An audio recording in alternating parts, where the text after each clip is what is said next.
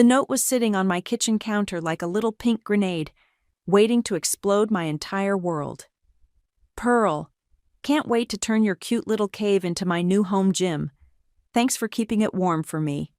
XOXO, Nora. My name is Pearl, and I've been living in the basement of my parents' house for 10 years. Not because I'm some loser who can't make it on her own, but because I'm the responsible daughter. The one who pays rent every month. The one who turned a muddy, spider-infested storage space into something that actually resembles a home. I crumpled the note and threw it across my living room, watching it bounce off the built-in bookshelf I'd installed myself 3 summers ago. Every inch of this place was mine. The exposed brick I'd cleaned and sealed.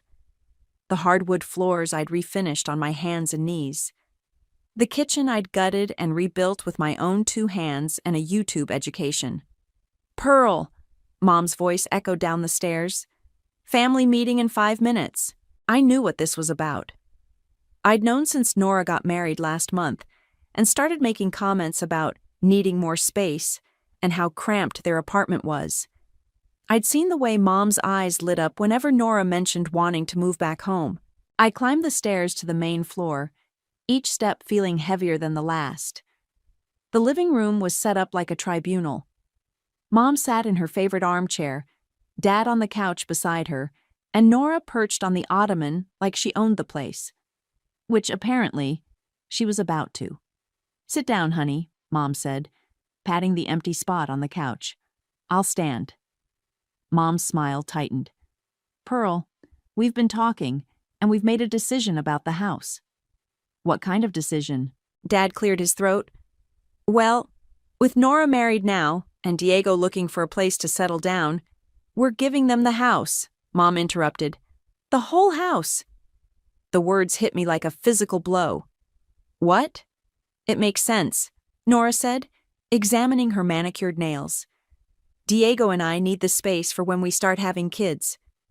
And you're 32, Pearl. Don't you think it's time you got your own place?" "I have my own place, downstairs, that I've been paying rent for 10 years. "Oh, sweetie," Mom said, her voice dripping with false sympathy.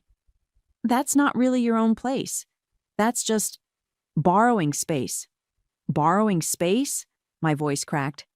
"I've put $15,000 into renovating that basement. I've been paying you $800 a month in rent." "And we appreciate that," Dad said. "But this is what's best for the family." "Best for Nora, you mean?" Nora smiled. "Don't be bitter, Pearl. It doesn't suit you." I looked around the room at these people who were supposed to love me. Mom wouldn't meet my eyes. Dad was studying his hands. Nora looked like she'd just won the lottery. "When do I have to be out?" "End of the month," Mom said. "That gives you 3 weeks to find something." 3 weeks, after 10 years of calling this place home. "We'll help you look for apartments," Dad offered weakly. "Don't bother." I turned to leave, but Nora's voice stopped me. "Oh, and Pearl, don't take any of the appliances downstairs. Diego's going to need them for his home office setup." I spun around. "Those are my appliances. I bought them." "Technically, anything attached to the house stays with the house," Mom said. "That's just how these things work. Besides," Nora added, "where you're going, you probably won't need a full-size washer and dryer anyway." The casual cruelty in her voice was nothing new. This was Nora at 16, telling me boys didn't like girls who were too smart. This was Nora at 22, announcing her engagement at my birthday dinner. This was Nora at 29, taking the last thing I had left. "Fine," I said. "I'll be out by the end of the month." I walked back downstairs on shaking legs, my sanctuary suddenly feeling like a tomb. The walls I'd painted, the floors I'd refinished, the life I'd built, all of it was about to become Nora's gym equipment storage. I sat on my couch and stared at the crumpled pink note on the floor. 10 years of rent payments, 10 years of being the good daughter, 10 years of watching Nora get everything handed to her while I worked for scraps. But I wasn't going to cry. Not where they could hear me. I had 3 weeks to figure out my next move, and I was going to make them count. The next morning, I started packing. Every box I filled felt like burying a piece of myself. I was wrapping my grandmother's china when Mom appeared at the bottom of the stairs, coffee mug in hand. "Oh, good. You're getting started," she said, surveying the chaos. "I brought you some boxes from the garage." "Thanks." I didn't look up from the newspaper I was wrapping around a teacup. "Pearl, I know you're upset, but this really is for the best. Nora and Diego need stability right now." I set down the teacup and stared at her. "What about my stability? What about the 10 years I've lived here?" "You're being dramatic." "Am I?" "Because from where I'm sitting, it looks like you're kicking out one daughter to make room for the other." Mom's face hardened. "We're not kicking you out. We're helping you grow up. By taking my home. This was never your home, Pearl. This is our house. We let you stay here as a favor." The words hit like a slap. A favor? I've been paying rent. Barely enough to cover utilities. $800 a month is barely enough? For a basement apartment in this neighborhood? Please. I stood up, my hands shaking. "Get out." "Excuse me?" "Get out of my apartment. Now." Mom's mouth opened and closed like a fish. "This is still my house, young lady. Then I guess we'll see how long that lasts." She stomped back upstairs, and I heard her complaining to Dad about my attitude. I kept packing, each item a small act of rebellion. By afternoon, I needed more boxes. The attic was the only place I hadn't checked, so I climbed the narrow stairs to the dusty space above the main floor. The attic was a graveyard of family history. Christmas decorations, old furniture, boxes labeled in Mom's careful handwriting. I found a stack of empty boxes behind a trunk I'd never seen before. The trunk was old, made of dark wood with brass corners. A small brass nameplate read, "Zlata Bennett, Grandma Zlata, Dad's mother, who died when I was 12. She'd lived in this house her whole adult life, raised Dad here after Grandpa died young." I ran my fingers over the nameplate. Grandma Zlata had always been kind to me. She'd taught me to bake bread, let me help in her garden, told me stories about the old country. She died in this house, in the bedroom that was now Mom and Dad's. The trunk wasn't locked. Inside, I found photo albums, letters, and a manila envelope marked "Important Documents" in Grandma's spidery handwriting. I opened the envelope and pulled out a thick stack of papers. Legal documents, by the look of them. A deed. A will. My hands started shaking as I read the first page. "Last Will and Testament of Zlata Bennett." I flipped through the pages, my heart pounding. Legal language was hard to follow, but some things were crystal clear. I leave my house at 1247 Maple Street to my son Samuel Bennett and my granddaughter Pearl Bennett, to be held in equal shares. Equal shares. 50-50. I read it again. And again. "Pearl!" Dad's voice echoed up from downstairs. "What are you doing up there?" I shoved the papers back in the envelope and closed the trunk. "Looking for boxes." "Well, hurry up. Dinner's ready." I climbed down the attic stairs on unsteady legs. The envelope clutched against my chest. At dinner, I sat across from my parents and sister, watching them discuss paint colors for Nora's house, while my mind raced. "I think sage green for the kitchen," Nora was saying. "Very trendy right now." "That sounds lovely, honey," Mom said. "What do you think, Dad?" Nora asked. "You're being awfully quiet." Dad looked up from his meatloaf. "Sorry, just thinking about work stuff." "Well, stop thinking about work and start thinking about your daughter's new home," Mom scolded. I excused myself early and went back to my room, spreading the will out on my bed. I read every word, twice. The date was clear. 3 years before Grandma died. The signatures were witnessed and notarized. According to this document, my parents had never legally owned this house. They'd been living here, managing it, but ownership had passed to Dad and me jointly when Grandma died, which meant they couldn't give it to Nora, which meant they'd been lying to me for 20 years. I pulled out my phone and scrolled through my contacts until I found Will McCoy. We'd gone to high school together, and I'd heard through mutual friends that he'd become a lawyer. Will, it's Pearl. Pearl Bennett. I know it's late, but I need a favor. A big one. Will met me at a coffee shop the next morning, his lawyer briefcase looking out of place next to the hipster crowd. I'd barely slept, the will burning a hole in my backpack all night. Pearl, you look terrible, he said, sliding into the booth across from me. Thanks. That's exactly what every woman wants to hear. Sorry, I just mean, you sounded pretty shaken up on the phone. He pulled out a legal pad. So what's this about?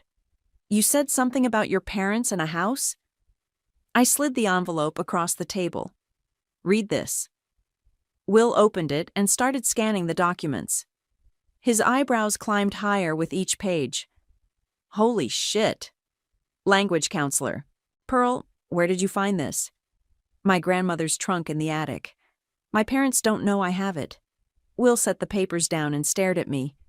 Do you understand what this means? That my parents have been lying to me my entire life? That's the least of it. He tapped the deed. According to this, you own half of that house. You've owned half of it since your grandmother died. But my parents have been living there, making decisions about it, as your co-owners' representatives, basically. Your dad inherited his half, but your half should have been transferred to you when you turned 18. Will flipped through more pages. Jesus, Pearl. They've been collecting rent from you for property you already own. My coffee cup rattled against the saucer as I set it down. So when they told Nora she could have the house, they can't legally do that, not without your consent.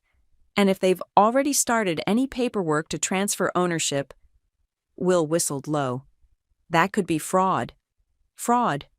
Transferring property they don't fully own without the co-owner's knowledge or consent? Yeah, that's fraud. I leaned back in the booth, my head spinning. What are my options? Well, you could confront them privately. Demand they honor the will and recognize your ownership. And if they refuse, then you take them to court. Force the sale of the house and take your half of the proceeds. Or buy out their half and keep the whole thing. Or, Will grinned, and I remembered why we'd been friends in high school. He'd always had a mischievous streak. Or you could make this very public and very embarrassing for them. What do you mean? I mean, if they're planning some big celebration of giving the house to Nora, you could show up with these documents and a few witnesses. Make it clear that they've been lying to everyone. That sounds like revenge. That sounds like justice. I thought about Nora's smug face, Mom's dismissive tone, Dad's weak excuses. What would that look like exactly? Well, hypothetically, if someone were having a party to celebrate their new house, and the actual owner showed up with legal documents proving the transfer was invalid, Will shrugged. That would be pretty awkward for everyone involved. Hypothetically, he leaned forward. Pearl, I have to ask, are you sure you want to go nuclear on this? Because once you reveal these documents, there's no going back. Your relationship with your parents will never be the same. I thought about the pink note, about Mom calling my home a favor, about 20 years of watching Nora get everything while I got scraps. What relationship? They were willing to throw me out on the street for her? Fair point. Will gathered up the papers. I'll need to verify these documents, make sure they're legitimate and properly filed. But assuming they are, how long will that take? A few days? Maybe a week? Why? Because I just remembered something. Nora's planning a housewarming party. Will's grin widened. When? 2 weeks from Saturday. Perfect. That gives us time to prepare everything properly. He slid the papers back into the envelope. Pearl, I have to warn you. This is going to get messy. Your parents might try to claim they didn't know about the will, or that they were protecting your interests somehow. Let them try. And Nora's going to be furious. She's probably already making plans, maybe even spending money on renovations. Good. Will studied my face. You're really sure about this? I thought about all the times I'd bitten my tongue, all the times I'd been the good daughter, the responsible one, the one who didn't make waves. I thought about 10 years of rent payments for a house I already owned. I'm sure. All right then. Will stood up and shook my hand. Consider me officially retained. And Pearl? Yeah. This is going to be fun. As he walked away, I felt something I hadn't felt in years. Not just anger, not just hurt, but power. For the first time in my life, I held all the cards, and I was going to play them perfectly. While Will worked on verifying the documents, I had to keep up appearances. That meant apartment hunting like my life depended on it. The first place I looked at was a studio above a pizza shop. The landlord, a guy named Tony with sauce stains on his shirt, showed me around the 30-square-foot space. Cozy, right? He said, opening a closet that barely fit a vacuum cleaner. Perfect for a single gal. Where's the kitchen? Right there. He pointed to a hot plate sitting on a card table. Very efficient. And the bathroom? Shared. Down the hall. Only 3 other tenants, so you'll hardly wait. The rent was $1,200 a month. For a closet with a hot plate. I spent the next week looking at overpriced dumps, each one worse than the last. A basement apartment that flooded only during heavy rain. A converted garage with no insulation. A room in someone's house where the landlord wanted to interview me over dinner. By Friday, I was exhausted and discouraged. I stopped at Cafe Luna for coffee and found myself face to face with Mom at the counter. Pearl, how's the apartment hunting going? Great, I lied.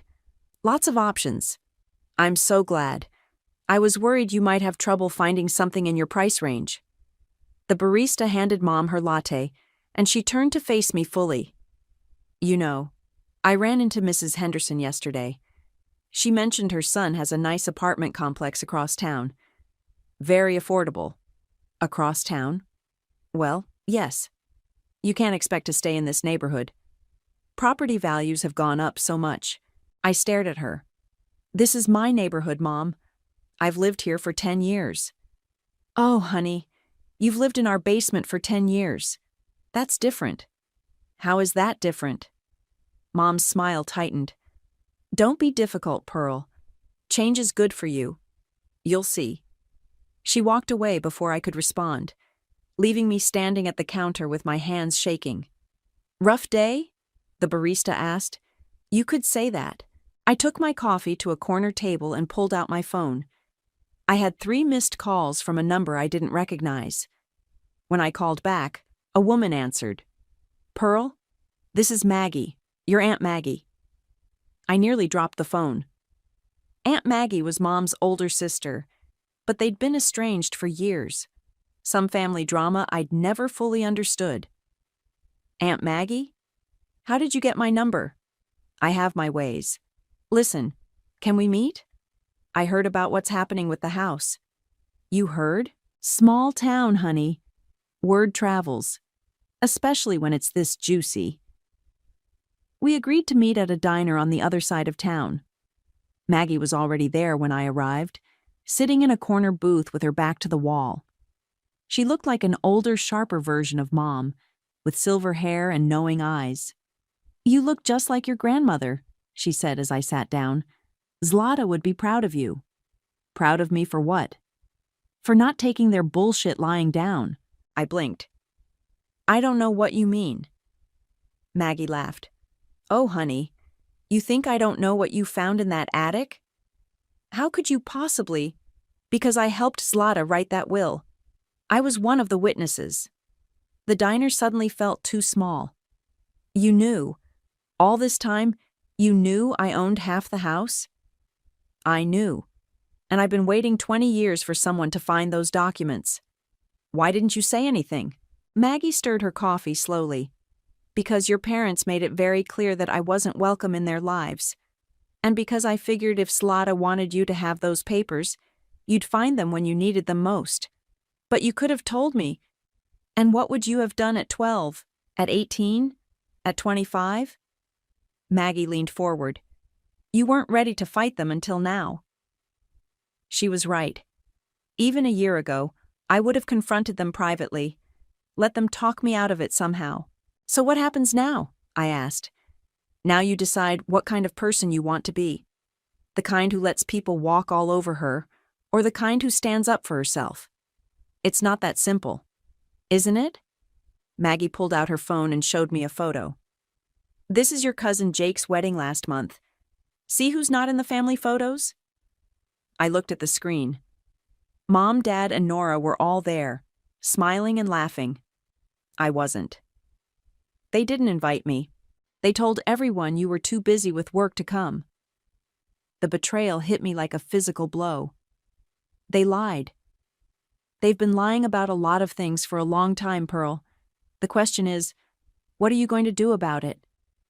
I thought about the will hidden in my apartment, about Will's promise to help, about Nora's upcoming party. I'm going to make them pay. Maggie smiled. Good. And when you do, I'll be right there beside you. Why would you do that? Because family isn't about blood, honey. It's about loyalty. And they stopped being loyal to you a long time ago. The invitation arrived on a Tuesday, delivered by hand to my basement door. Thick cardstock, gold embossing, the works. You're invited to celebrate Nora and Diego's new beginning. Join us for a housewarming party at their beautiful new home. Saturday, October 14th, 7 p.m. Cocktails, dinner, and dancing. RSVP by October 10th. Their beautiful new home. My house. I was still staring at the invitation when my phone rang. Will. Good news and bad news, he said without preamble. Give me the good news first. The will is legitimate, filed properly, witnessed correctly, and never contested. You legally own 50% of that house. And the bad news? Your parents took out a second mortgage 3 months ago. $60,000. I sat down hard on my couch. What? I pulled the property records. They borrowed against the house's equity. Want to guess what they used as collateral? The full value of the house. Bingo. Which means they committed fraud by using your half as collateral without your knowledge or consent. My hands started shaking. How much trouble are they in? Legally? A lot. Financially? Even more. If this comes out, the bank could demand immediate repayment of the entire loan. What did they use the money for? I'm still digging, but I have a theory. Want to hear it? Shoot. I think they gave it to Nora and Diego. Down payment on something, maybe. Or just a wedding gift. I stared at the invitation in my lap. They mortgaged my house to give my sister money. That's what it looks like. Will? I want to destroy them. I was hoping you'd say that. Because I have an idea. We spent the next hour planning. Will would prepare copies of all the documents, including the mortgage fraud evidence. I would RSVP to the party and bring a special gift for the happy couple. You sure you want to do this publicly? Will asked. We could handle this quietly, through the courts. No. They humiliated me. Now it's their turn. After we hung up, I called the number on the invitation. Nora speaking. It's Pearl. I got your invitation. Oh, I wasn't sure you'd want to come. I know this might be difficult for you. Actually, I'm excited to celebrate your new beginning. Really? Nora sounded suspicious. You're not going to make this weird, are you? Of course not. I'm bringing a gift. You don't have to. I insist. It's something very special. Something that belongs to the house. Oh, that's so sweet. What is it? It's a surprise. After I hung up, I sat in my basement apartment, looking around at everything I'd built. The custom shelving, the refinished floors, the kitchen I'd designed myself. In a week, I'd either own half of this house legally, or I'd be homeless. But at least I'd go down swinging. The next few days crawled by. I kept packing, kept pretending to look for apartments, kept playing the role of the defeated daughter.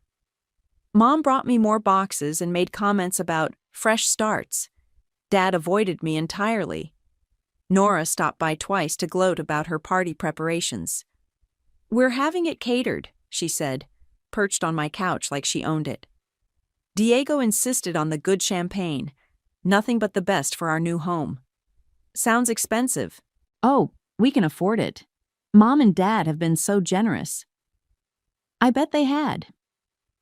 Friday afternoon, I was carrying boxes to my car when I ran into Diego in the driveway. He was unloading shopping bags from his BMW. "Pearl, how's the move going?" "Great. Really excited for your party tomorrow." "Thanks for being so cool about all this. I know it can't be easy, giving up your place." "Actually, it's perfect timing." Diego set down his bags. "Really? You seem to be handling this better than I expected." "What do you mean?" "Well, Nora was worried you might be bitter about the house situation, but you're being really mature about it." "Why would I be bitter? Come on, Pearl. You've lived here for years, and now we're taking over." "I'd be pissed if I were you." I smiled. "Diego, can I tell you something?" "Sure." "Tomorrow's going to be a night to remember." "I hope so. We've put a lot of work into planning this party." "Oh, I'm sure you have. And I promise you, nobody will ever forget it." Diego laughed. "You're being mysterious. I like it. Just wait until you see my gift." "What is it?" "Something that's going to change everything." I left him standing in the driveway, looking confused. Let him wonder. In 24 hours, he'd understand exactly what I meant. That night, I barely slept. I kept thinking about all the times I'd been overlooked, dismissed, pushed aside. All the times Nora had gotten what she wanted while I got the scraps. Tomorrow, that would all change. Tomorrow, I was going to give them a gift they'd never forget. I spent Saturday afternoon getting ready like I was preparing for battle. Black dress, red lipstick, and a manila envelope that would change everything. Will picked me up at 6:30, looking sharp in his best suit. "You ready for this?" he asked as we pulled into the driveway. "I've been ready for 20 years. The house was transformed. String lights hung from every tree, valet parking attendants directed traffic, and a catering truck sat in the back alley. Through the windows, I could see people in cocktail attire mingling in what used to be my living space." "Jesus," Will muttered. "They really went all out." "With my money." We walked up the front steps together. A young woman with a clipboard greeted us at the door. "Names?" "Pearl and Will. We're on the list." She checked us off and handed us champagne flutes. "The hosts are in the main living area. Enjoy the party."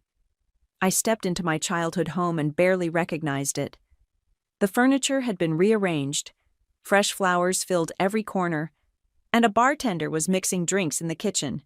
At least 40 people milled around, all dressed to impress. "Pearl!" Mom appeared at my elbow, looking radiant in a blue cocktail dress. "You came? And you look lovely." "Thanks, Mom. Great party." "Isn't it wonderful? Nora has such good taste." Mom lowered her voice. "I'm so proud of you for being mature about all this."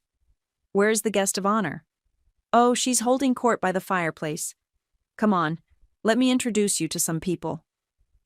Mom dragged me through the crowd, introducing me as Pearl, our older daughter, to neighbors and family friends. Everyone was polite but distant, like I was already a stranger. "And this is Christopher," Mom said, stopping in front of a tall man with perfectly styled hair. "He helped Nora plan the whole party." Christopher shook my hand. "You must be so excited for your sister. What a gorgeous house." "It really is," I agreed. "Very expensive, I imagine?" "Oh, completely worth it, though. Nora was telling me about all the renovations they're planning. The basement alone is going to cost $30,000. $30,000? For the home gym conversion. Top-of-the-line equipment, mirrors, the works. They've already put down deposits with contractors." I felt Will tense beside me. "That's ambitious." "Well, when you can afford the best, why settle?" Christopher laughed. "Diego's business is doing so well, And with the family help. Family help? I asked. The down payment gift from her parents. 60,000. Can you imagine? Will and I exchanged glances. There it was. Confirmation. Excuse me, I said. I need to find the ladies' room. I pushed through the crowd toward the back of the house, Will following. In the hallway, I grabbed his arm. Did you hear that? Every word. They used the mortgage money as a gift to Nora and Diego. And now they're spending even more money they don't have. Pearl, this is worse than we thought. If they've already committed to contractors— Pearl! Nora's voice cut through the noise. She appeared in the hallway, glowing in a white cocktail dress. There you are. I was wondering when you'd show up. Wouldn't miss it for the world. You look nice. Nora's eyes swept over my outfit with barely concealed judgment. Very understated? Thanks. You look expensive. Nora laughed. Diego spoils me. Come on, you have to see what we've done with the place. She led us on a tour, pointing out every change they'd made. New paint in the living room, different furniture arrangement, plans for a complete kitchen renovation. And downstairs, Nora said as we descended to my former home, this is going to be amazing. We're tearing out all these walls to make one big open space. I looked around my basement apartment. My built-in bookshelves, my custom kitchen, my refinished floors. All of it marked for destruction. What about the work that's already been done? Will asked. Oh, that old stuff? It's not really our style. We want something more modern. That old stuff cost $15,000, I said quietly. Well, that's the risk you take when you improve someone else's property, Nora said with a shrug. Come on, let's go back upstairs. I want to show you the gift table. We climbed back to the main floor, where the party was in full swing.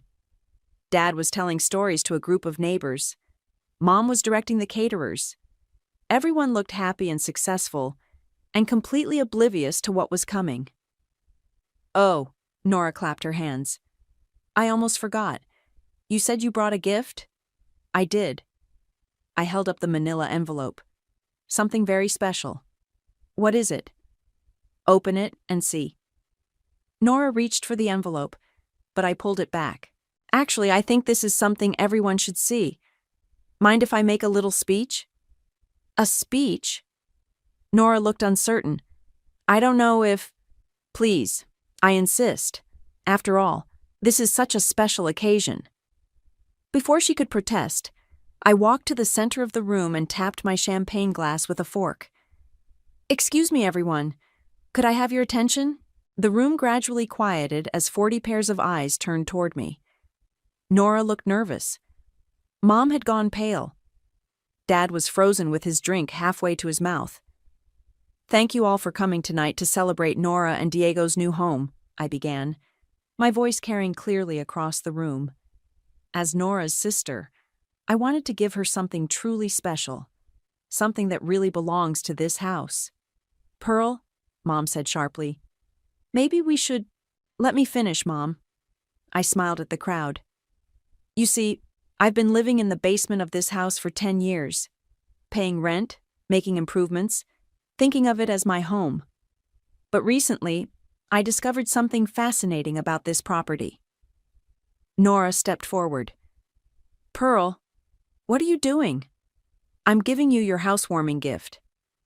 I held up the manila envelope. Inside here are some documents I found in Grandma's Lada's trunk. Very interesting documents. The room was dead silent now. Will moved closer, positioning himself where he could see everyone's reactions. It turns out, I continued, that when Grandma's Lada died 20 years ago, she left this house to 2 people. Not just to Dad, like everyone thought. Pearl, stop, Dad said, his voice barely above a whisper. She left it to Dad, and to me. 50-50. Equal shares. I opened the envelope and pulled out the will. Would you like me to read the relevant section? That's impossible, Nora said, but her voice cracked. I leave my house at 1247 Maple Street to my son Samuel and my granddaughter Pearl to be held in equal shares. I looked up at the stunned faces around me. Witnessed, notarized, and legally binding. Christopher, Nora's party planner friend, broke the silence. Wait, what does that mean exactly? It means, Will stepped forward, that Pearl has owned half of this house for 20 years, and that any transfer of ownership without her consent would be illegal. Mom grabbed Dad's arm. Samuel, tell them this isn't true. Dad's face had gone gray. We didn't know. You didn't know? I laughed, and it came out sharp and bitter. You lived in this house with Grandma for 30 years. You handled her affairs when she died. You didn't know she left me half of it? We thought... Dad started, then stopped. You thought what? That you could just ignore it? Hope I never found out? Nora snatched the will from my hands, scanning it desperately. This has to be fake. You made this up. Ask Aunt Maggie, I said. She was one of the witnesses. On cue, Maggie stepped out from behind a group of neighbors. Hello, Paula, Samuel. Lovely party. Mom's face went white. Maggie, what are you doing here? Pearl invited me. And yes, before you ask, I witnessed Zlata's will. I've been wondering for 20 years when someone would finally find it. The crowd was murmuring now, people whispering to each other, trying to understand what was happening. But even if this is real, Nora said desperately, it doesn't matter now. The house has been transferred to me. It's done. Actually, Will said, pulling out another document, that's where things get really interesting. Because your parents took out a $60,000 mortgage on this house 3 months ago, using Pearl's half as collateral, without her knowledge or consent. That's fraud, someone in the crowd said. Yes, it is, Will agreed, and I believe they used that money as a gift to you and Diego. Diego, who had been silent until now, stepped forward. Wait, what? The down payment money came from a mortgage? Apparently so, I said, which means you've been spending money that was essentially stolen from me. This is insane, Nora said, her voice rising. You can't just show up and destroy everything. I'm not destroying anything, Nora. I'm just claiming what's legally mine. But we've already made commitments. We have contractors starting work next week on renovations that will cost $30,000, Christopher added helpfully. Money they don't actually have. The room erupted in whispers. I could hear fragments of conversation. Fraud, mortgage, sisters, scandal. Mom suddenly swayed on her feet. I need to sit down. Mom? Nora rushed to her side as Mom collapsed into a chair, her face pale and sweaty. Someone get her some water, Dad said, finally finding his voice. But the damage was done. The party guests were staring at my family like we were a reality TV show. Some were already pulling out their phones, probably texting friends about the drama they were witnessing. So what happens now? Diego asked, his voice hollow. Will stepped forward. Now we sort out the legal mess. The mortgage will need to be addressed, the fraudulent transfer reversed, and the property returned to its rightful owners. Rightful owners? Nora's voice was shrill. This is my house. No, I said quietly. It's not. It never was. I looked around the room at the faces of family friends and neighbors, all of them witnessing the destruction of the Bennett family facade. Thank you all for coming tonight, I said. I think this party is over. People began filing out, whispering among themselves. The caterers started packing up. Within minutes, the house that had been full of celebration was nearly empty. Only my family remained, staring at each other across the wreckage of 20 years of lies. The house felt like a tomb after the last guest left. Mom sat slumped in her chair, Dad paced by the window, and Nora stood in the middle of the room, holding the will like it might burst into flames. We need to talk, I said. Talk? Nora's voice cracked. You just humiliated us in front of everyone we know. You humiliated yourselves. I just told the truth. Diego sat heavily on the couch. The down payment money, it's already spent. We can't pay it back. That's not my problem, I said. It is if you want to keep this family together, Mom said weakly. I stared at her. Keep this family together? You threw me out of my own house. We didn't know. Stop lying. The words exploded out of me. You knew exactly what you were doing. You've known for 20 years that I owned half this house, and you decided to steal it from me. Dad finally stopped pacing. Pearl, we can work this out. We can… No. I held up my hand. We're past that. Will, what are my legal options? Will consulted his notes. The mortgage company will demand immediate repayment once they learn about the fraud. If your parents can't pay, they'll foreclose. The house will be sold, and Pearl will get her 50% of whatever's left after the mortgage is satisfied. How much would that be? Diego asked. The house is worth about $300,000. Minus the $60,000 mortgage, that leaves $240,000. Pearl would get half of that. $120,000, I said, plus 10 years of rent payments they took from me illegally. We can't afford that, Dad said quietly. Then you'll lose the house. Nora started crying. This is my home. We just got married. We had plans. I had plans too. For 10 years, I had plans. But you're destroying everything. I'm taking what's mine. Maggie, who had been quietly observing from the doorway, stepped forward. Actually, there might be another option. Everyone turned to look at her. Pearl could buy out your parents half of the house, take full ownership. With what money? Mom asked. With the mortgage money they stole from her, Maggie said, plus damages, plus interest. I'd say they owe her about $80,000. She could use that as a down payment and get her own mortgage for the rest. I looked around the room at my family. You mean I could own the whole house? If you wanted it, Will said, though you'd have to evict your current tenants. Current tenants? Your parents. They'd have to move out. The silence stretched on. Mom was still crying quietly. Dad looked like he'd aged 10 years in the past hour. Nora clutched Diego's hand like it was a lifeline. There's one more thing, I said. The basement renovations. I want compensation for everything I put into that space. Pearl, please, Dad said. We're family.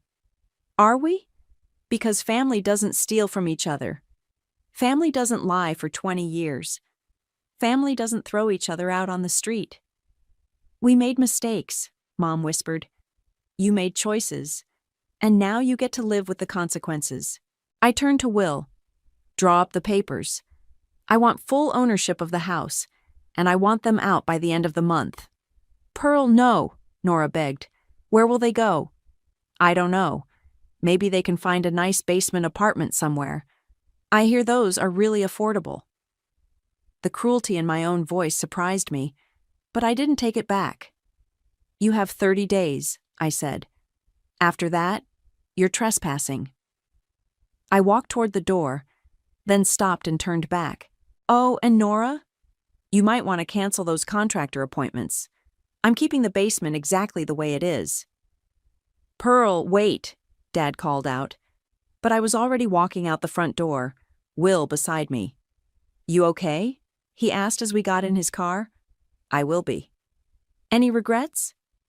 I looked back at the house, my house now, with its string lights still twinkling and the remnants of Nora's party scattered across the lawn. Ask me in a month. Will started the engine. Where to? Home, I said. Take me home. As we drove away, I could see my family through the living room window, still sitting in the wreckage of their lies. They looked small and broken and utterly defeated. I should have felt sorry for them. I should have felt guilty. Instead, I felt free. Sometimes, when you demand what you're owed, you lose much more than what you gain. But at least it's finally yours.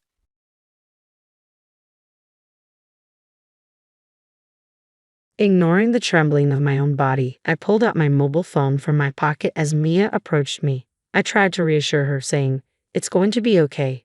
But Carly responded, Mom, we don't need to call an ambulance. The shock of her words hit me like a wave. My name is Katie. I'm 34 years old and work part-time at a call center in the mornings. I met my husband Steve at a high school reunion. By chance, we reconnected, and as we talked, we realized how compatible we were. We began dating soon after, got married 3 years later, and now have a daughter named Mia, who is in the first grade. Since Mia's birth, our living expenses have increased. Driven by a strong desire to support our family, Steve has taken on long overtime hours. Even when he comes home late, I'm deeply grateful for his dedication to us. His work as a pharmacist often means he's home early when I'm sick. He knows all about the medicine and would say, "Tell me where it hurts, and I'll prepare the right remedy for you." He would even give me massages. Steve's support has been a constant. When I was down with a cold, Maya would look worried and say, "Mom, I hope you get better soon." Wanting to recover for her sake, I focus on my treatment. Seeing my pained expression, Maya once asked Steve, "Daddy, can you give Mom the usual magic medicine?" Steve understood and handed me some herbal and cold medicines. At home, we called these magic medicine. Even Mia, who usually disliked medicine, would muster the courage to take it. I'd often felt better the next day, thanks to this magic. "I'll take the magic medicine and get better for Mia," I said, taking the bitter pill. By the next morning, I felt entirely rejuvenated. "Thanks to Mia, I'm all better now," I told her. No, it's thanks to the magic medicine," she replied with a bright smile before heading off to school.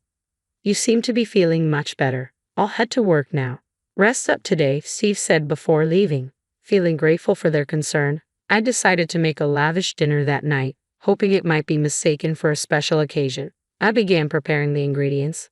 When Maya returned from school around 3, she was ecstatic. My friends and I were talking about the delicious smell in the air. "And it's your cooking, Mom. I can't wait for dinner," she said excitedly and quickly finished her homework. Seeing her happy face made me feel that the extra effort I put into cooking was worth it. As evening approached, I set the table, thinking Steve would be home soon. Maya helped by lining up the drinking glasses. Just then, my cell phone rang. It was Steve. His voice sounded rushed. "I was planning to come home early today, but a coworker has a serious personal issue. I want to treat him to dinner and listen to him, so don't worry about dinner for me tonight. I'm really sorry," he said quickly before hanging up. I was left wondering if it was truly that urgent. I called out to Mia. "Daddy says he has an important talk with someone from work tonight, so he won't be able to eat dinner with us. It's a pity, but let's just enjoy our meal, just the two of us." Upon hearing this, Maya's face fell. "Daddy's not eating even though you worked so hard to make dinner," she said, trying to hide her sadness. Seeing her disappointment made me genuinely upset, but her understanding helped me cope. "As long as you eat it, Mia, I'm happy. Thank you for being so understanding," I said. "Okay, let's enjoy dinner together then," Maya agreed. We had our meal, washed the dishes, and savored dessert. We spent the evening waiting for Steve, but no matter how long we waited, he didn't come home. I wondered where Daddy was. I had hoped he'd be back for dessert. "I'm worried too, but it's getting late," I said to Mia. "Let's head to bed." Despite our concerns, Steve didn't return that night, and we went to bed. He didn't come home until around 5 o'clock the next morning. I heard the front door open as I was preparing breakfast and packing lunch boxes. I went to the entrance to find Steve there, looking tired.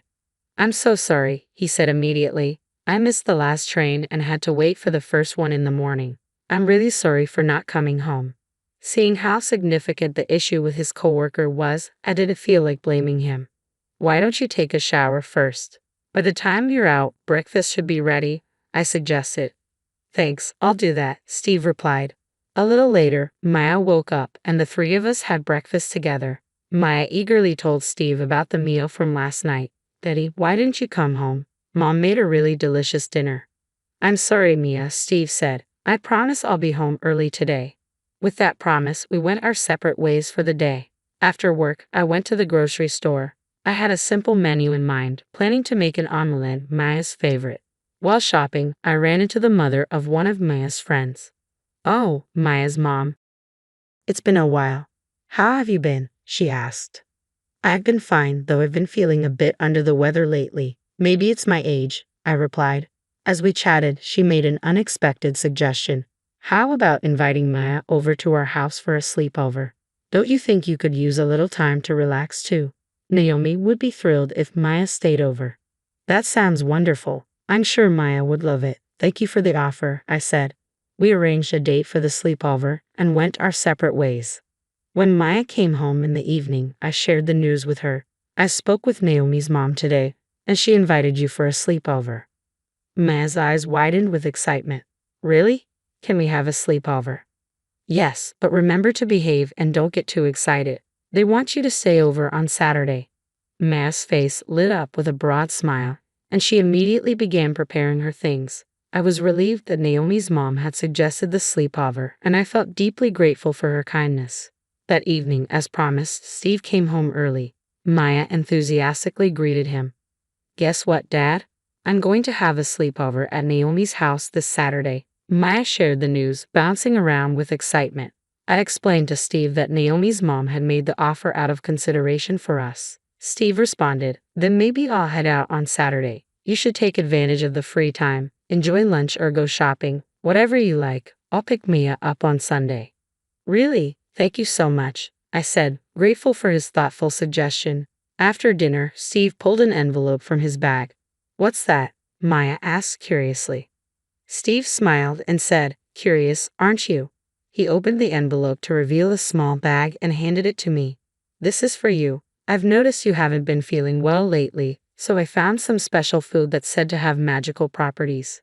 Maya's face lit up. Mom gets sick a lot, but with this she'll get better, right? I felt a mix of slight guilt and deep gratitude.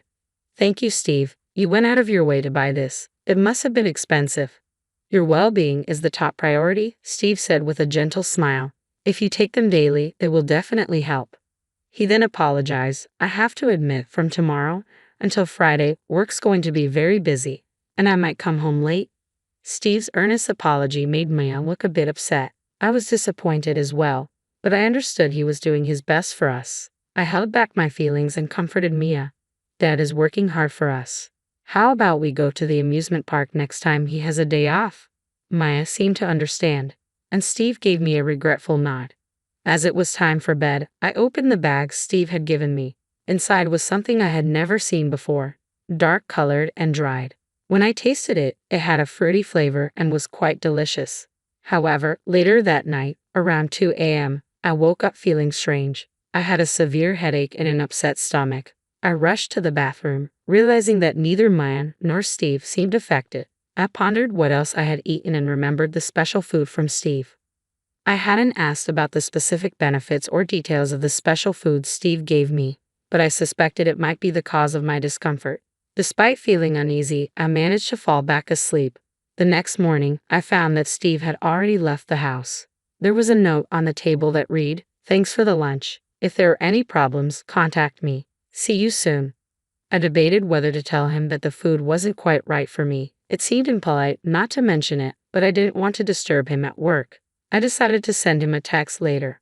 Soon after, Maya woke up. At breakfast, she excitedly talked about her upcoming sleepover at Naomi's house. After we got ready, we both left the house. Will we see Dad until Friday? Maya asked. Probably not, I replied. He might come home after you're asleep and leave before you wake up. If you want to talk to him about something, maybe you could write him a letter. Maybe I will, Maya said as we went our separate ways to school and work. When I arrived at the office and started preparing for the day, I received a message from Steve. Remember to eat it daily. Consistency is key. I replied, asking about the effects of the food. Steve's response came later in the evening. It's packed with nutrients. Don't worry, it's not harmful. Maybe my frail body overreacted. Though he assured me it was safe, the memory of last night's symptoms made me uneasy about eating it again. Even though it seemed wasteful, I decided not to eat the food Steve had given me. Instead, I resolved to find supplements and healthy foods that suited me better.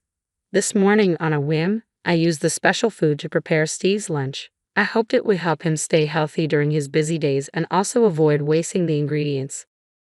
Days passed, and there was no change in Steve's condition. He continued his work as usual, which relieved me. It seemed I was the only one who had a reaction. Finally, Saturday arrived. Maya left for her sleepover at Naomi's, picked up by Naomi's mom. Steve went out early for a golf day at a distant resort. I spent a relaxing day shopping, dining out, and unwinding. Every now and then, I received emails from Naomi's mom with updates on Mia. The photos showed Mia and Naomi happily making sweets together. Then came Sunday. I received a message from Steve saying he'd be coming back after watching a new movie with Mia. While I felt a twinge of guilt, I was grateful for Steve's thoughtfulness. They returned home before it got dark, but Maya's usual smile was absent. She seemed subdued, possibly sad to say goodbye to Naomi. Steve remarked, "I think she was having a hard time parting with Naomi." Listening to him, I was reminded of my own childhood. Saying goodbye to friends after special times was always tough. Maya must have really enjoyed her time with Naomi. "How about we invite Naomi over next time?" I suggested to Mia, hoping to lift her spirits and give Naomi's mom a chance to spend more time with her. Maya gave an awkward smile and nodded. As I started preparing dinner with Maya's help, Steve mentioned he was going to take a shower and left the living room. The moment he was out of sight, Maya gently tugged on my sleeve. Just as I was about to ask her what was wrong, a loud crash came from the bathroom. I rushed over and the sight that met me made me scream. Steve was lying on the floor, unmoving. I grabbed my cell phone, trying to steady my trembling hands. With Mia by my side, I attempted to reassure her. "Everything will be okay," I said, but she interrupted with, "Mom, you don't need to call an ambulance." I was shocked by her words and asked, "Why not?" "Because Dad did something bad and he's being punished," she replied. I struggled to understand her meaning, but my priority was to help Steve. I told Mia we'd talk later and immediately call for an ambulance. Thankfully, the quick response meant Steve's life was not in danger, though he had not regained consciousness. Once it was decided that Steve would need to be hospitalized, I made plans to head to the hospital. I thanked everyone who had helped and then left the hospital with Mia. Once we were home, I finally had a chance to ask her about her earlier comments. "Mia, can you explain what you meant earlier?" I asked. She nodded and began, "Naomi told me something during our sleepover." Maya continued, explaining that recently, around bedtime, Naomi had noticed Steve walking in front of their house. Maya seemed puzzled and said, "But isn't that around 9 p.m.? I thought Dad worked a bit later, so it must have been someone else." Naomi had insisted it was definitely Steve. They decided to keep an eye out that night. When bedtime came, Naomi left the room to use the bathroom, and Maya saw someone passing by their house. To her shock, it was indeed Steve, holding hands with an unfamiliar woman and walking together affectionately. Seeing her dad with someone who wasn't me was a huge shock for Mia. She went to sleep without telling Naomi, pretending she hadn't seen anything. The next day, when Steve came to pick up Mia, she couldn't muster a smile, still preoccupied by the previous night's events. Later, when Steve took her to a movie, he mentioned, "Oops, I accidentally bought a ticket for Mom too." Maya forced a smile, trying to ignore his comment. Throughout the movie, Steve seemed distant, giving only half-hearted replies to Mia's attempts to engage him. She overheard him whispering to the strange woman, "Hey, my daughter is right next to us." The woman replied, "It's fine. Eventually she'll be my daughter too. Aren't you happy, Mia? I'm prettier than your mom." Maya was taken aback by the unexpected comment. Steve seemed to signal the woman to stop but continued to enjoy the movie with her. Maya realized that Steve's excuse about mistakenly buying a ticket for me was a lie. It was impossible to pretend everything was fine. Avoiding Steve's gaze, Maya finished her story, and my expression shifted dramatically. I couldn't believe Steve was doing this behind my back. His behavior had seemed normal, and though Maya's story was hard to believe, I knew she wasn't one to lie. In the midst of the confusion, I heard a notification from Steve's phone, which I had accidentally brought with me in the ambulance. Checking the phone, I saw several messages, but one stood out. It detailed how much fun the movie was and how their plan to drive me out was progressing smoothly. My heart sank as I realized Maya's story was true. Steve appeared to be plotting to force me out of our home. Reflecting on Steve's recent behavior, I realized there had been no clear signs that his plan was already in motion. It seemed he had yet to put his scheme into action. Just then, I received a call from the hospital with an update on Steve's condition. Rushing back to the hospital, the doctor explained, "We believe an excessive intake of a particular food caused Steve's symptoms. While he is generally healthy, consuming too much of this substance led to his headaches, stomach issues, and dizziness." Do you know anything about this? Understanding dawned on me. It seemed that Steve and the woman had been deliberately trying to harm my health by giving me harmful ingredients in large amounts. Their frequent late nights and claims of working overtime were likely lies to cover up their meetings. My anger grew as I pieced together Steve's malicious actions. A nurse soon informed me that Steve had regained consciousness and was now able to talk. With my emotions steadied, I prepared to confront the truth. I decided to visit Steve's hospital room. Thankfully, my parents' home was only a 20-minute drive from the hospital, so I left Mia with my mother, saying, "Mommy needs to have an important talk with Daddy. Stay with Grandma while we talk, okay?" Mia, though silent, seemed to understand the gravity of the situation. Her young face betrayed a mix of concern and maturity, which only deepened my feelings of guilt for involving her in this mess. My anger towards Steve for his betrayal, especially in front of our daughter, was overwhelming. Standing outside Steve's hospital room, I tried to steady my nerves. Just before knocking, I overheard voices through the door and saw an unfamiliar woman through the window. Curiosity got the better of me, and I cracked the door open slightly to listen. "Even after you collapse, your wife hasn't shown up. How cold-hearted can she be?" One voice sneered. "You should just get a divorce," the woman responded. "She's still around, isn't she? Stubborn." The conversation confirmed my worst fears. This woman was clearly involved in Steve's scheme. Unable to contain my anger, I knocked loudly and swung the door open. Steve and the woman turned to look at me, startled. "Did I interrupt something?" I asked, my voice cold. Their faces went pale. The woman, who had been seated, quickly stood up, attempting to hide her shock. "Oh, you're his wife, right? I'm just a colleague from his office. I'll be on my way now," she said, trying to leave. I wasn't about to let her go that easily. I blocked her path. "Since you've taken the time to visit, why don't you stay a while?" I said with a forced smile. Her uncertainty was palpable. "Yeah, why not stay a bit longer?" I pressed, the tension in the room thickening. Steve tried to play it cool but failed to hide his discomfort. My voice trembled slightly, betraying the intensity of the situation. The woman flinched at the smallest movement from me. I decided not to drag this out and got straight to the point. "You're having an affair with her, aren't you?" Caught off guard, Steve responded quickly. "What are you talking about? That's not true. She's just a coworker." "Really?" I retorted. "So, you're watching movies with just a coworker, bringing our daughter along, and joking about her becoming your future wife?" Neither Steve nor the woman could respond. They looked down in shame. I pressed on. "And that food I got from you, I tried it, even though I suspected it might not be right for me. I ended up using it in your lunch."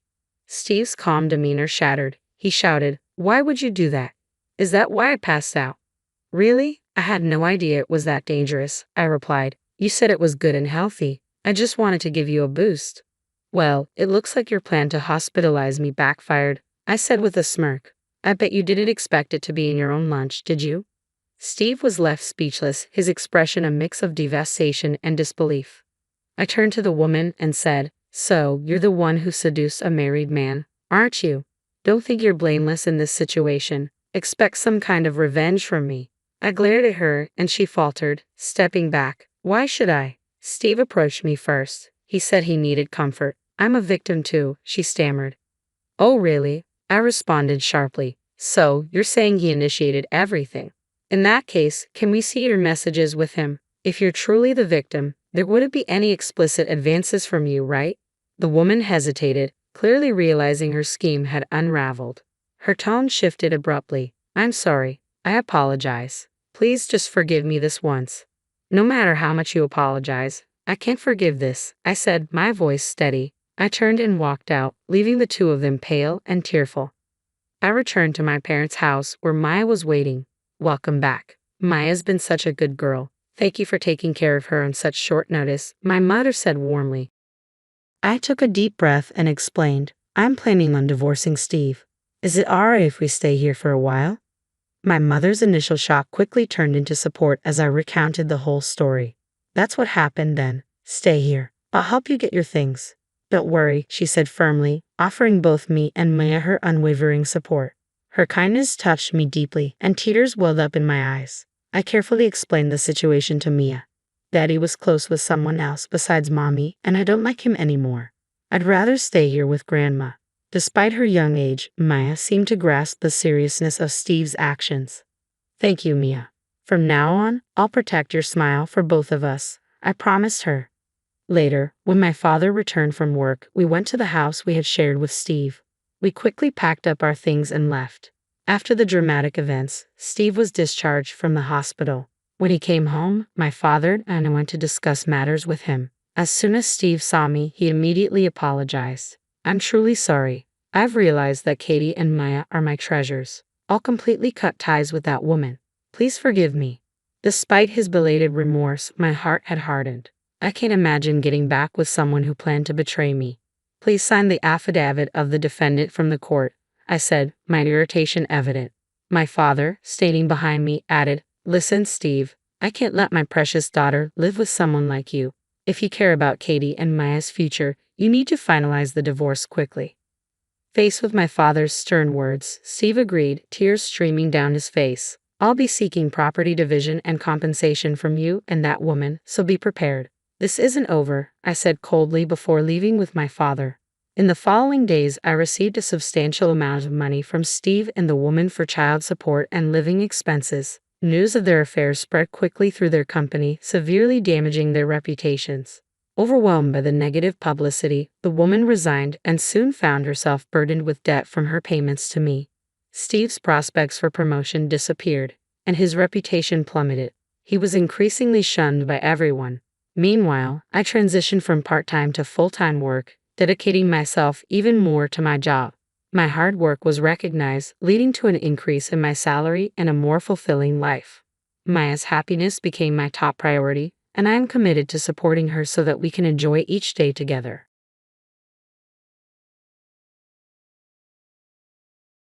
Now that our son has moved out, you'll be returning to your family home. This house will be left empty and lonely, so we'll be moving in here instead. Don't worry, everything will be fine. My beloved husband passed away suddenly. After the funeral, my husband's parents came to me, overwhelmed with grief.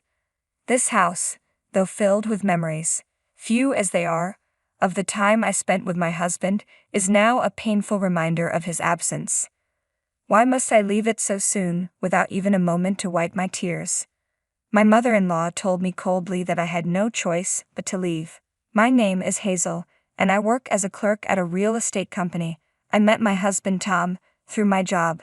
He was the brother of one of my colleagues, and since their workplaces were nearby, Tom often visited his brother. As a clerk, I was familiar with my colleague, who would eventually become my brother-in-law.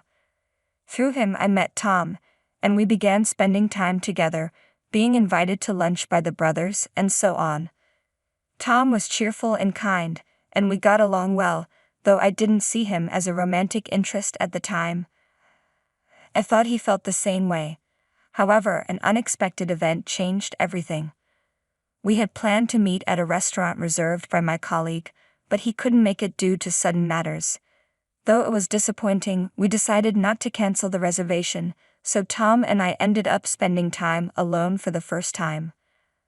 I later discovered that my brother-in-law had orchestrated this, intending for Tom and me to be alone together over a meal. Our conversation flowed effortlessly, and we delved deeply into each other's lives, discovering how much we had in common. I was charmed by Tom's kind smile, and this day marked the beginning of a change in our relationship.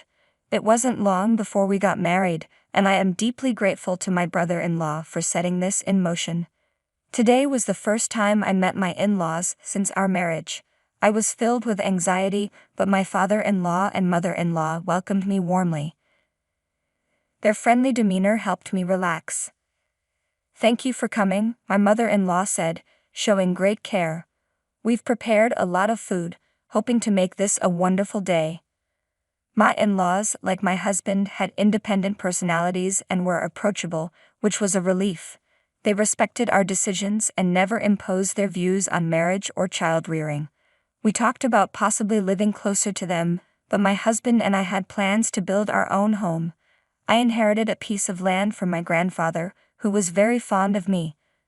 The property, recently renovated and located in a prime area, had skyrocketed in value due to recent redevelopment. As someone in real estate, I knew selling the property would be more advantageous than living in it. Although the location was excellent, the distance to our workplaces made it impractical to stay there. We decided to sell both the land and the house to fund our dream home. However, a significant change occurred when my husband, who worked in sales, was transferred to a different branch of his company. The corporation, with many branches nationwide, deemed him the only suitable candidate for the job, leaving us with no option but to accept. Given my own work commitments, we decided that he would go on a solo assignment, promising to return during the holidays. He also mentioned that my parents would come to visit occasionally, advising me not to push myself too hard and suggesting I might go out with them sometimes. I don't mind going out. Your parents are nice people. However, it looks like selling the house will be delayed a bit, and my husband's solo assignment has begun. I felt a wave of loneliness and anxiety with the sudden change, but I had to push those feelings aside and look forward to reuniting with my husband as he had suggested. My in-laws, especially my mother-in-law, frequently visited on weekends. It seemed that my father-in-law used to be away on business trips, and my mother-in-law often shared her experiences of enduring loneliness while caring for her young sons. Even without children, she encouraged creating family memories, suggesting outings as a nice change of pace. "Let's go out together. Shopping might be a nice change," my mother-in-law would say. Thanks to her, I never felt completely alone, and my weekends became quite busy. However, I started to notice a pattern. Almost every weekend, she would suggest going out, and while the outings themselves were enjoyable, her insistence grew more forceful over time. After about a month, her invitations began to feel a bit pushy. She started disregarding whether I was tired or had household chores. When I mentioned wanting to rest, she looked at me as if I was being unreasonable. "It's fun to go out together, right? You don't dislike being with me, do you?" she would ask. "It's not that," I replied. "It's just that we go out every week and I think you should rest too." She looked disappointed at my response, but when I reluctantly agreed, she would smile brightly, acting as if she had forgotten how persistent she had been. My concerns about her behavior grew.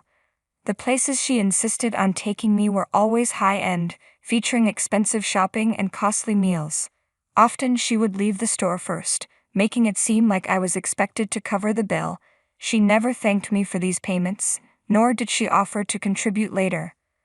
While my husband and I were financially comfortable, having both been committed to saving, I found my mother-in-law's extravagance unsettling. This issue persisted even when my father-in-law was present, and his presence only seemed to increase my financial burden. Discussing the issue with my husband was challenging. He had promised to come home during the holidays, but his work was extremely demanding, and he rarely had the chance to return. During a video call, I noticed the dark circles under his eyes and his haggard appearance, indicating his exhaustion. I'd understood that discussing this issue with my in-laws would only add to the stress. So I put on a brave face and said, "Your mother has been really good to me. You take care of yourself, Tom." "I'm fine, so don't worry." Despite my reassurances, I continued to cover expenses related to my in-laws, unable to refuse their requests. Their behavior escalated, and one day, when I said I couldn't go out, they asked, "Could we borrow a little money? Just a small amount. We've already made a restaurant reservation and we'll take another friend instead of you, so could you lend us the shortfall?" I really didn't want to lend them money, but refusing would only complicate matters further. Reluctantly, I agreed. I reluctantly accepted my mother-in-law's request and withdrew the money from my wallet. Even then, I didn't discuss this situation with my husband. When I mentioned to my mother-in-law that I might bring it up with Tom, she responded that it would be embarrassing to talk to him about it. I was stunned. It seemed she was trying to take advantage of her son's wife rather than addressing her eldest son directly. I stopped expecting anything from my mother-in-law. Her requests for money became routine, disguised as pocket money, and I complied to avoid further pressure. I knew the problem was escalating, but found it difficult to address with her directly. Her behavior became increasingly bewildering and intrusive. She would suddenly visit our home without notice and inspect the interior closely, as if invading my privacy was her right. This piece of furniture, a relic from Hazel's grandfather. It's lovely. You have such high-quality items here, she would say, admiring everything as if it were her own. Some of our furniture had been cherished by my grandfather, and my mother-in-law seemed fascinated by it, visiting frequently just to gaze at it. I began to seriously consider discussing her behavior with my husband. Although he might be surprised, it would be a relief to find a solution together. Her actions were intolerable, and although she was my mother-in-law, invading my privacy was unacceptable. I resolved to talk to my husband, but I also knew I had to wait until his assignment away from home ended. Hoped that his return would put an end to my mother-in-law's demands for money. With a faint hope, I persevered, looking forward to reuniting with him. Then an unexpected situation arose. Tom collapsed and was rushed to the hospital due to a sudden heart attack, likely from overwork. I was in shock when I received the call from his workplace. I rushed to the hospital, but despite the ambulance's speed, it was too late. The man who had always been the picture of health had passed away. I couldn't grasp the reality of it and was in a daze throughout the funeral. To be honest, I hardly remember anything from that time due to the overwhelming sense of loss. My brother-in-law came to assist, taking on many of the duties I would normally have handled. "You've just lost your brother too. I'm sorry for making you help so much," I said.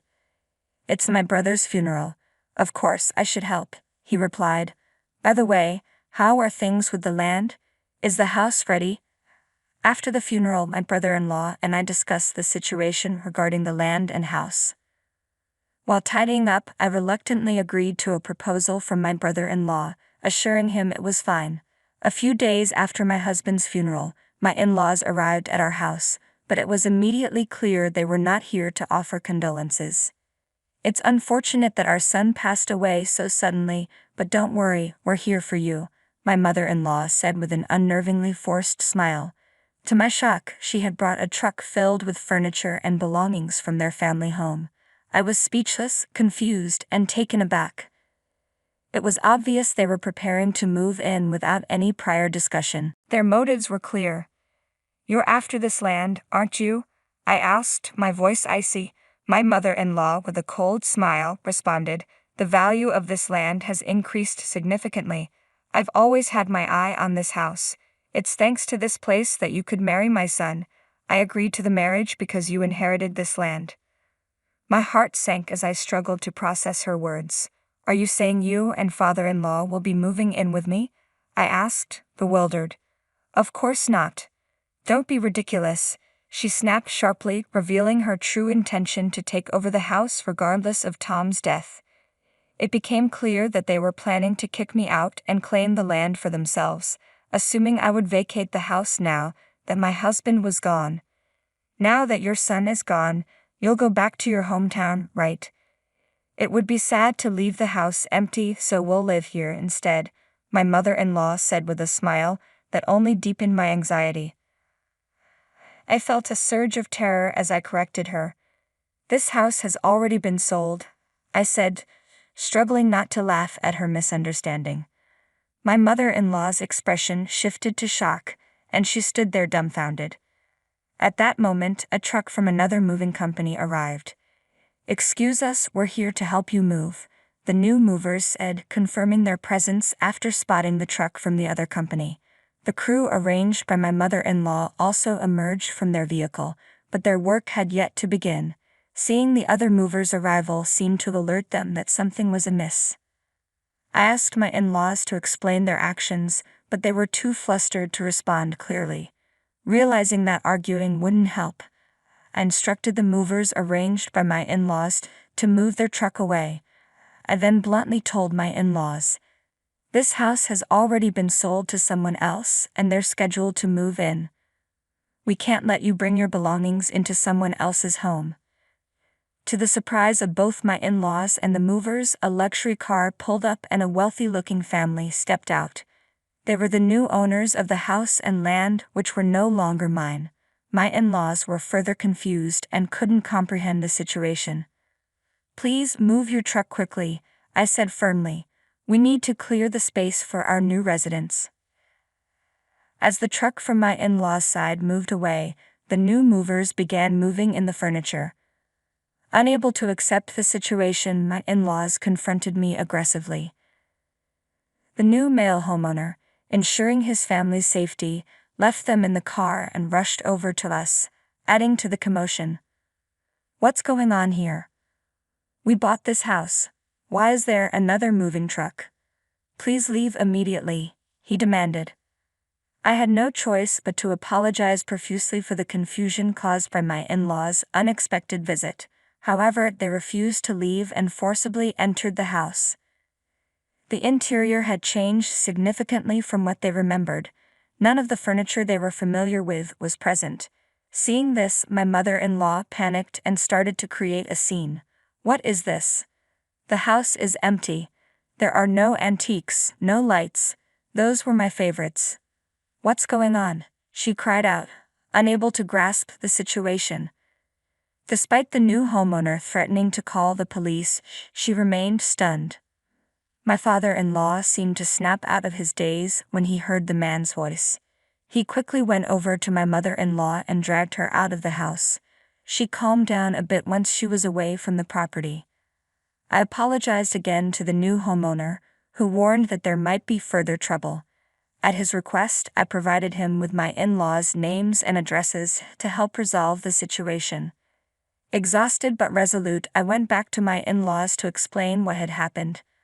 I clarified that we had already completed the move a few days before my husband passed away, and that we had always planned to sell the house and the land.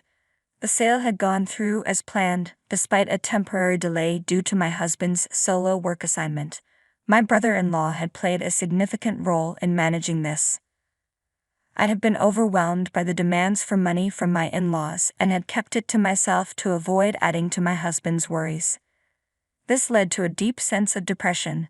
During this time, my brother-in-law, who has always had a strained relationship with my in-laws, was my support. He'd assured me he would help and keep everything confidential. When he heard my story, he was furious with my in-laws. As an employee of a real estate company and my husband's brother, he was well aware of their plans. He had considered Tom his only family, but saw me as family as well. He suspected that my in-laws either intended to move into the house themselves or force us out to take over. According to him, my in-laws were naive, pretentious, boastful, and unscrupulous, especially my mother-in-law. Despite presenting a gracious facade in public, my mother-in-law was actually self-centered, cunning, and malicious. My brother-in-law's insights into my in-laws were shocking.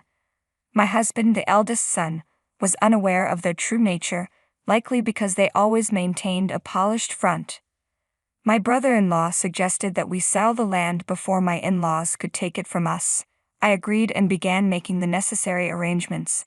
Although the house and land were important heirlooms from my grandfather, I didn't want to keep them if they were going to cause issues in my marriage. I didn't want to involve such cherished property in any further disputes. I had discussed this thoroughly with my husband, and when he learned of my in-laws' actions, he expressed regret for not realizing their true nature sooner. "I'm sorry I didn't see this before," he said. "If you think it's best to sell, let's do it before my parents can interfere. I'm truly sorry about letting go of Grandpa's house. I think Grandpa would have preferred us to move on rather than let it cause us problems." With that decision made, the first step was to find a new home and move without alerting my in-laws to our plans. Thanks to my brother-in-law's expertise in real estate, we quickly found a buyer for the house. We set a reasonable price considering the slight wear from our time there. The new owners, the family who had just arrived, signed the contract promptly. Originally, I had planned to wait for Tom to return to our new home, but now that he was gone, this was my only regret. As the movers began bringing in the new furniture, my in-laws could only watch in disbelief. The movers they had hired, angry and confused, demanded an explanation for the situation. They confronted my in-laws, who were too distraught to provide a coherent answer. After some trouble, the movers decided to leave for the day, but warned that additional fees would be incurred due to the unexpected circumstances. Realizing the truth, my mother-in-law, trembling and distraught, grasped at my clothes. This is the house of my eldest son's wife. This is where we should live, right? She tried to justify herself, but I ignored her and left with my belongings. The land now belonged to a new family, and I had no rights to it. The memorial service for my husband went smoothly, though my in-laws were present but left without addressing the house. Our interactions dwindled and I found peace in my new life, even though I faced the sorrow of Tom's loss. Though I had savings from the sale of the house, Tom was no longer with me, and our plans for a new house had vanished. I tried to move forward, cherishing Tom's memory and returning to work. Meanwhile, my in-laws, especially my mother-in-law, seemed increasingly dissatisfied. I hadn't informed them of my new address, not wanting any further contact, which frustrated them greatly. Unable to visit their distant second son and not knowing my address, my mother-in-law's frustration grew. One night, she scattered gasoline around the house we had sold. Fortunately, a passerby noticed her suspicious behavior, and she was quickly restrained before any serious damage occurred. The police were alerted and she was arrested for attempted arson after a lighter was found in her possession. The new homeowner, furious to discover that she was the same woman who had previously intruded, was understandably distressed. When I received a call about a lawsuit from the homeowner, I apologized profusely for the fear and inconvenience they had endured. There was nothing I could do to change my mother-in-law's actions. Unable to let go of her obsession with the house, my mother-in-law faced charges and was arrested. I repeatedly apologized to the homeowner, gaining some understanding and vowing that such an incident would never happen again. Raised in a wealthy environment where she could have anything, my mother-in-law's frustration and jealousy over not getting the house led her to commit a crime, ultimately landing her in prison. Ideally, my father-in-law should have supported her, but their relationship deteriorated after her arrest, leading to a forced divorce on his part. Even when she is released, she will have no home to return to. This is the result of her own choices. Despite feeling the loss of my husband, my brother-in-law provided comfort, reminding me that I still have family through him. Although my relationship with my in-laws has ended, I have not completely lost my sense of family. Believing that my husband is watching over me from heaven, I have decided to live my days in peace.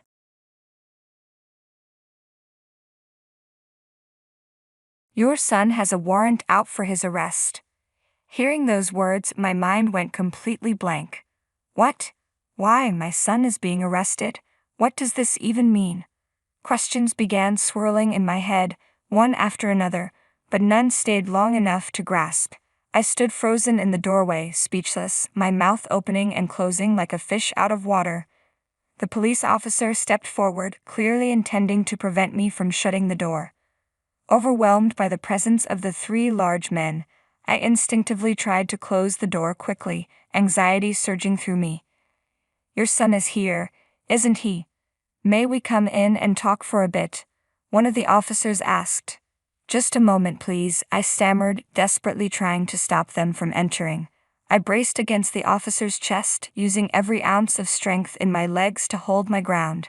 I'm sorry, I really don't understand what's happening. Could you please explain what's going on? I pleaded, my voice tinged with panic. The officer holding the warrant folded it up and sighed deeply before responding. It seems he ran away with some cash. The suspect was seen heading towards this house. Someone got a good look at his face, so denying it won't be easy, he said, a faintly triumphant look crossing his face. Theft, my son. While I felt my mind going blank, I forced myself to listen to the officer's words. Despite the color draining from my face, I firmly replied, my child would never do something like that. It's absolutely impossible. The officer, clearly tired, gave a dismissive reply, but I was certain. My son wouldn't do such a thing. After all, I was a 50-year-old housewife, living a peaceful life with my husband and son in the house we had built with years of savings. We all got along well, leading a happy life, right in the middle of bliss. But lately I had been feeling worn out.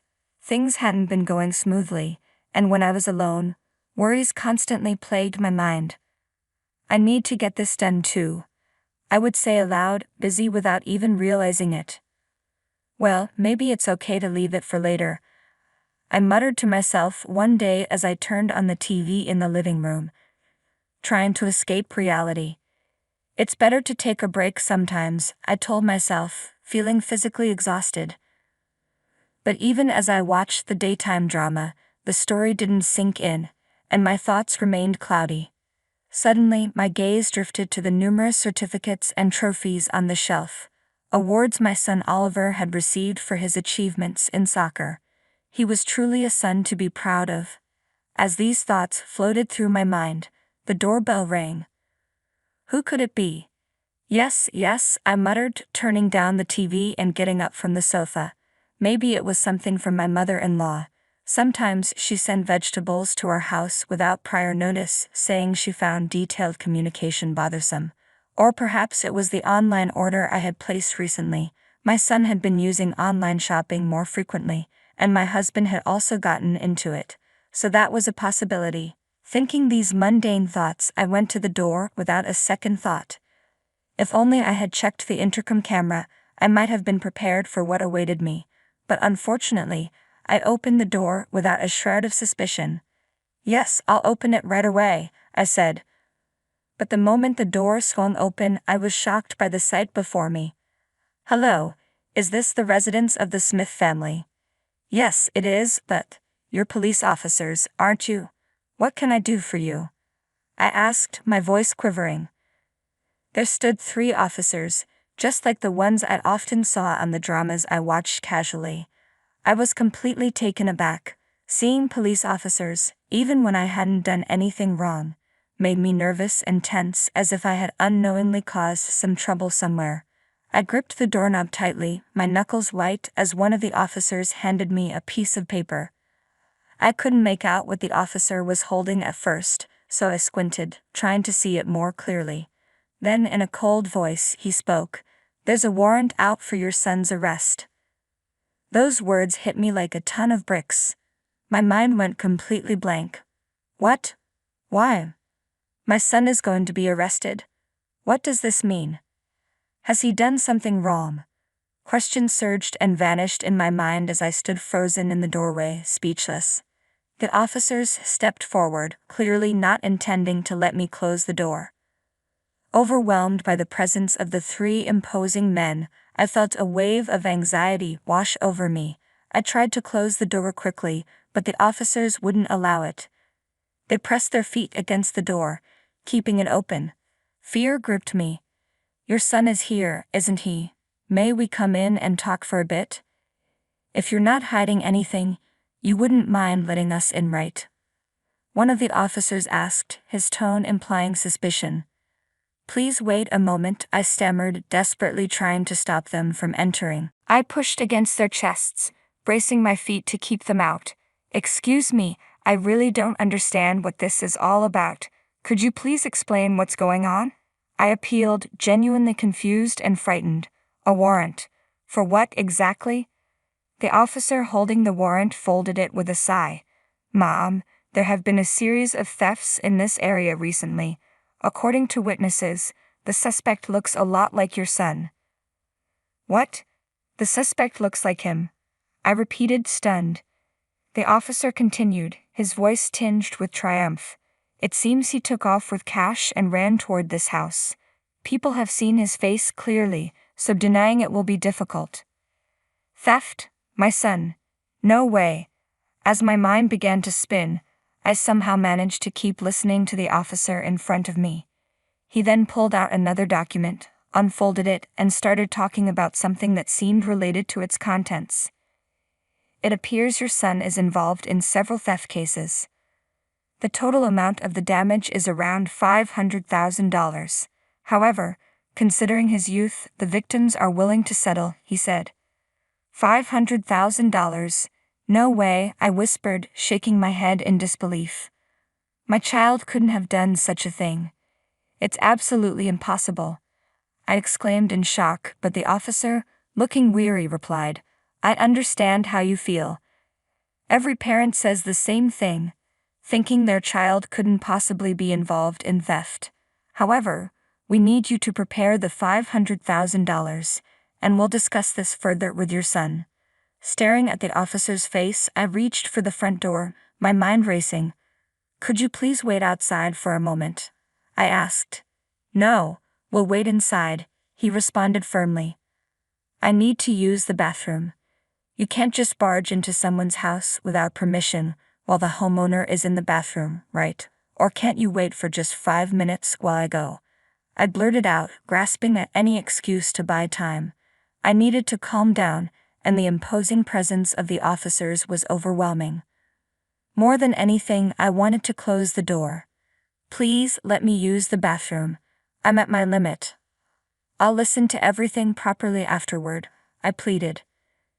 The officer hesitated for a moment, which was all I needed. Quickly, I shut the front door. A loud thud followed. Probably the officer knocking or kicking it. But I didn't hesitate. I immediately locked the door. As soon as the lock clicked, a torrent of emotions washed over me. Relief, fear, and a flood of questions. Mom, please open the door. The officer's voice boomed, accompanied by the sound of pounding on the door. Worried about disturbing the neighbors, I slowly moved away from the entrance. I'll be right back, I called out, rushing to the bathroom. I didn't really need to use it, but I needed a moment to think. Calm down, I muttered to myself, trying desperately to steady my nerves. Gradually, my thoughts began to organize themselves. As I sat on the toilet, my hands trembling as I grabbed some toilet paper, I reassured myself that it was impossible for Oliver to be involved in a crime. It had to be a misunderstanding. Determined, I decided I would face the officers with confidence. After all, I had nothing to hide. About 5 minutes later, after taking a deep breath, I resolved to return to the front door, unlocked it, and faced the officers again. Excuse me, ma'am, the officer called out loudly, but I kept reminding myself to stay calm, no matter what. Your son hasn't tried to escape in the meantime, has he? Please allow us to search the house, the officer insisted. He hasn't done anything like that. I'll say it again. My son hasn't committed any theft. It's impossible, I responded, my voice firm. Even if you say that, we can't just take your word for it. There are witness testimonies and camera footage. If you cover for your son, you could also be implicated, the officer warned. Camera, you didn't mention that before. I snapped, my suspicion growing. We mentioned it because it seems you won't admit it. There is evidence, the officer replied. Earlier, you said he resembled the suspect, but now you're asserting it's my son. Your story keeps changing, doesn't it? I questioned, feeling increasingly uneasy. Look, ma'am, I understand it's hard to accept, the officer continued, relentlessly pressing on and ignoring my questions. His words lacked consistency, and something felt off. The information kept shifting, and it didn't add up. Upon closer inspection, even the police uniforms looked like costumes from a drama. I stared intently at the face of the youngest-looking officer, who quickly averted his gaze when he noticed my scrutiny. Clearly suspicious. Ma'am, enough is enough. We're coming in, the oldest and largest officer declared, pushing past me. Wait, you can't just barge in like that. I protested, trying to block the way, but he shoved me aside effortlessly. I stumbled, falling onto the floor as the officers pushed further into the house. Stop. Don't come in, I shouted, scrambling to my feet to follow them. Don't touch anything. Despite my desperate cries, the officers ignored me, rifling through drawers in the kitchen and living room. Rummaged through everything from one end of the room to the other, leaving a trail of chaos. My stomach churned with anxiety. Stop it, I'm telling you. Hey, I rushed to an officer who was opening a drawer containing mine and my husband's wedding rings and slammed it shut with a loud bang that echoed through the room. There's nothing here. You can't just enter someone's home and go through their drawers. I glared at one of the officers, trembling with anger. It was the younger officer who had averted his gaze earlier. He nodded slightly at me before heading to another room. Eventually, the three officers zeroed in on Oliver's room, clearly identified by the nameplate on the door. Without hesitation, they entered. "My son is sleeping in there. Don't go in," I shouted with all my might, but my plea was ignored as the door swung open. "We just want to talk," one of the officers called out loudly as they entered, but they suddenly fell silent, all three of them staring toward the bed at the back of the room. "Hello. I've heard the conversation. I'm Oliver. My son said, slowly bowing his head toward the officers from his bed. Spreading his arms and smiling, he continued, "As you can see, I'm in this condition right now, so there's no way I could commit theft." The officers, momentarily speechless, just stared at him. Oliver was lying in a nursing bed equipped with a pressure sore prevention mattress. Beside the bed stood a wheelchair, and nearby, stacks of towels and a call button were within easy reach. My son was bedridden. "I'm sorry, it seems we've made a mistake," said one officer, who had previously spoken in an almost threatening tone, but now wore a rueful smile. Oliver returned the smile slightly. "That's right, I'm relieved. I can't move my lower body, so it's impossible for me to steal and run away," he explained, pointing at the wheelchair. "I can't even get into that without help. I can't go outside by myself." "I see. That was the case. We apologize for our mistake. We'll take our leave now," the officers said awkwardly, nodding their heads as they prepared to leave. Filled with anger, I clenched my fists, wanting to say something. But one officer lingered, approaching Oliver. "Hey," he said quietly. "What's up?" my son replied. "What happened to you? Your body?" the officer asked, his voice tinged with concern. "Steve. Is that you?" Oliver looked up at the officer, recognition and joy lighting up his eyes. I approached the youngest officer, suddenly realizing it was Steve, Oliver's childhood friend. "Steve?" I exclaimed in surprise, covering my mouth with my hand. Steve had been one of Oliver's closest friends since they were kids, sharing a deep passion for soccer. They played together nearly every day from elementary school onward, and had planned to join the middle school soccer club together. But then Steve had to move away suddenly due to his parents' work, and they lost touch. "I remember watching you excel at soccer, thinking you'd go pro after college. I even saw you in magazines. But what happened?" I asked, unable to hide my shock. Steve, looking visibly shaken, glanced down as Oliver lifted the blanket to reveal his legs, which were motionless. "I had an accident a month ago," Oliver said with a sad smile. "Now, my lower body doesn't move at all." Seeing the pained expression on Steve's face, Oliver quickly pulled the blanket back over his legs and turned a more genuine smile toward him. "But hey, it's really been a long time, hasn't it? You became a police officer, but don't you play soccer anymore?" Steve's expression grew complex, and he answered quietly, choosing his words carefully. "I didn't have the talent like you, Oliver. Besides, I had other things to worry about." I recalled Steve's difficult family situation. His father, who didn't have a steady job, went out drinking every night. The move wasn't just about his parents' work but also his father's debts. As Steve spoke, his head hung low. Oliver sat up halfway and began to speak encouragingly. "What do you mean you had no talent? You were always so hardworking. I was always envious of you, Oliver. You never gave up on anything, and you always looked so cool. I pushed myself because of you. And now, seeing you do your best as a police officer, it gives me strength too," Steve confessed, his voice trembling. "I'll do my best, I promise. Next time we meet, let's play soccer together, okay? Even if I'm in this situation, I can still play. There are ways for people with disabilities to play soccer, you know." But Steve didn't respond, keeping his head down, his complexion pale. "Hey, are you okay, Steve?" Oliver asked. Concern etched on his face. Suddenly tears began to fall from Steve's eyes, silently dripping onto the floor. Steve, Oliver called out again, his voice filled with worry. Steve struggled to hold back his sobs as he looked up at Oliver. In that tense moment, I noticed the other two officers quietly trying to slip away. "Where do you think you're going?" I shot them a sharp look, my anger flaring. The officers, caught off guard, exchanged flustered glances. It seems there was a mistake, and we need to conduct further investigations, so we'll be leaving now," one of them stammered, clearly trying to avoid any confrontation. They were attempting to leave without even a word of apology after tearing through our home.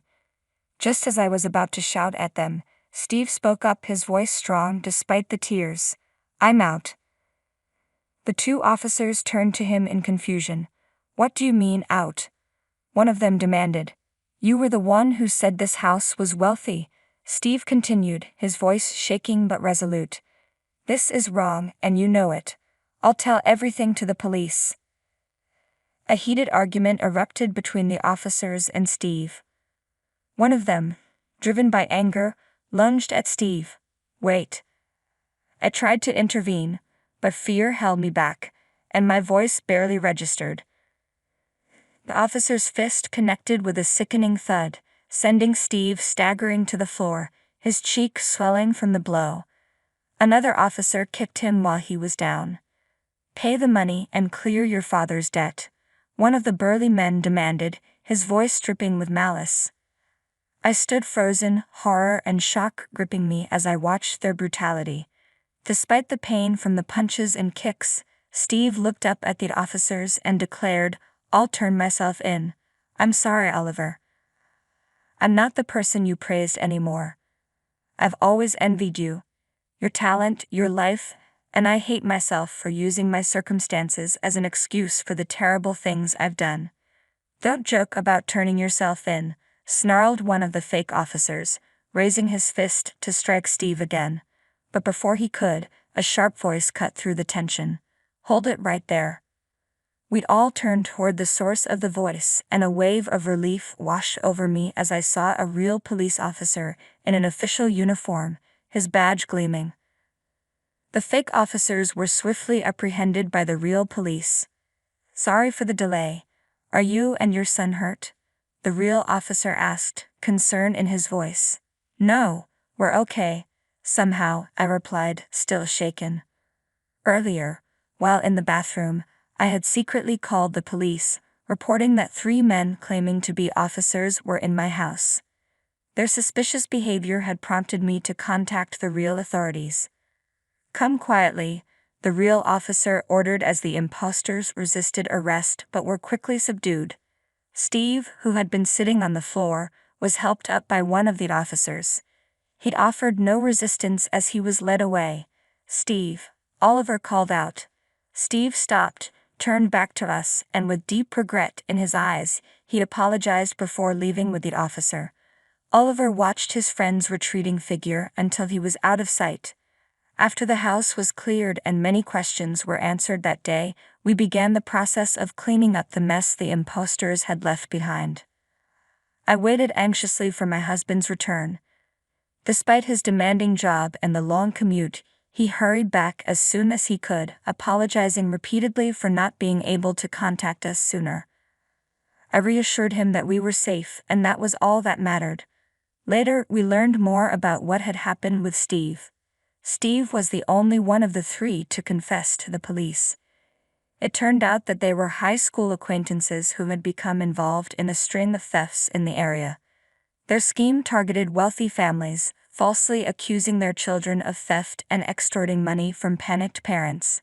The fake arrest warrant was their own creation, and the police uniforms were nothing more than costumes.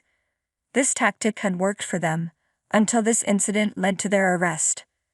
Steve had initially worked hard to pay off his family's debts, but as the interest kept piling up and he couldn't keep up with the payments, he reluctantly agreed to participate in this scheme. He was told that if he provided information about the affluent area where he used to live, a portion of his debt would be reduced. That's why they knew so much about our town, and why their crimes had gone undetected for so long. In the end, all of them were arrested and held accountable for their actions. Their attempt to deceive people by impersonating police officers and entering homes without permission resulted in particularly severe penalties. When my son Oliver heard the news, he wasn't disturbed. Instead, he decided to turn himself in, believing in the goodness still within Steve. "I knew it. He's essentially a good guy," Oliver said, nodding and smiling as he listened to me.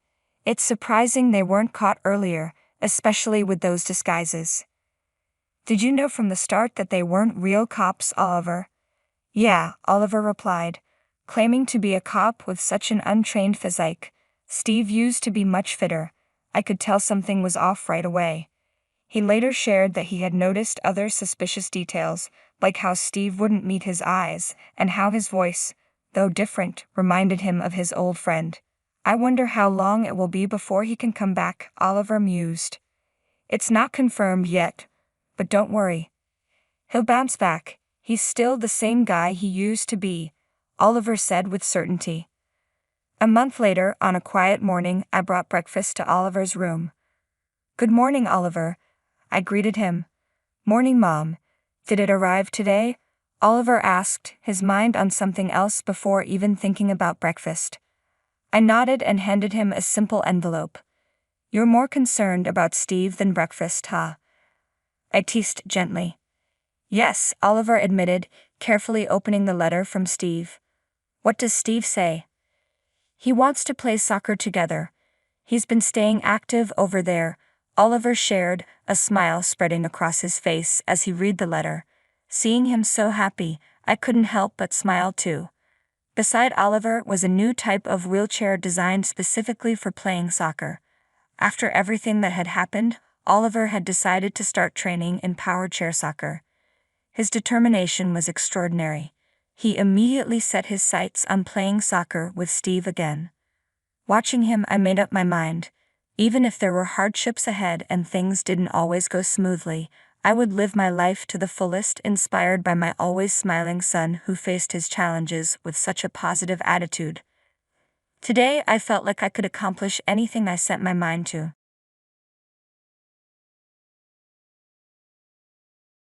Hi, my name is Alexis, and I'm 29 years old. I split my work between home and the office. My husband, Bruce, who's also 29, really loves his mom, Doris, but Doris often treats me badly. Even with these challenges, Bruce and I recently celebrated our second wedding anniversary, and I'm proud of how we've managed our relationship. Work has become a safe place for me, giving me a break and leading to several promotions, which isn't common for women in my field. Right now, I'm on a business trip in Europe, attending important meetings. During one meeting, my phone, which was on silent, started vibrating a lot. It was unusual, so I thought it might be an emergency, especially after seeing 5 missed calls from Doris. Worried, I stepped out to call her back. Just as I was about to, she called again. "Hello, Alexis, where are you?" she asked, sounding annoyed. I didn't like her tone, but I answered anyway. "Hi, Doris. How are you? Is everything okay?" "Where are you?" she repeated, clearly impatient. Even though she was being irritating, I was in the middle of something important and didn't want to argue. "I'm sorry, Doris, didn't Bruce tell you? I'm in a meeting on a business trip. Can we talk later?" I said gently. "Bruce mentioned it, but what are you doing leaving your house and husband alone? Come back home immediately," she demanded. As usual, her demands were sudden and unreasonable.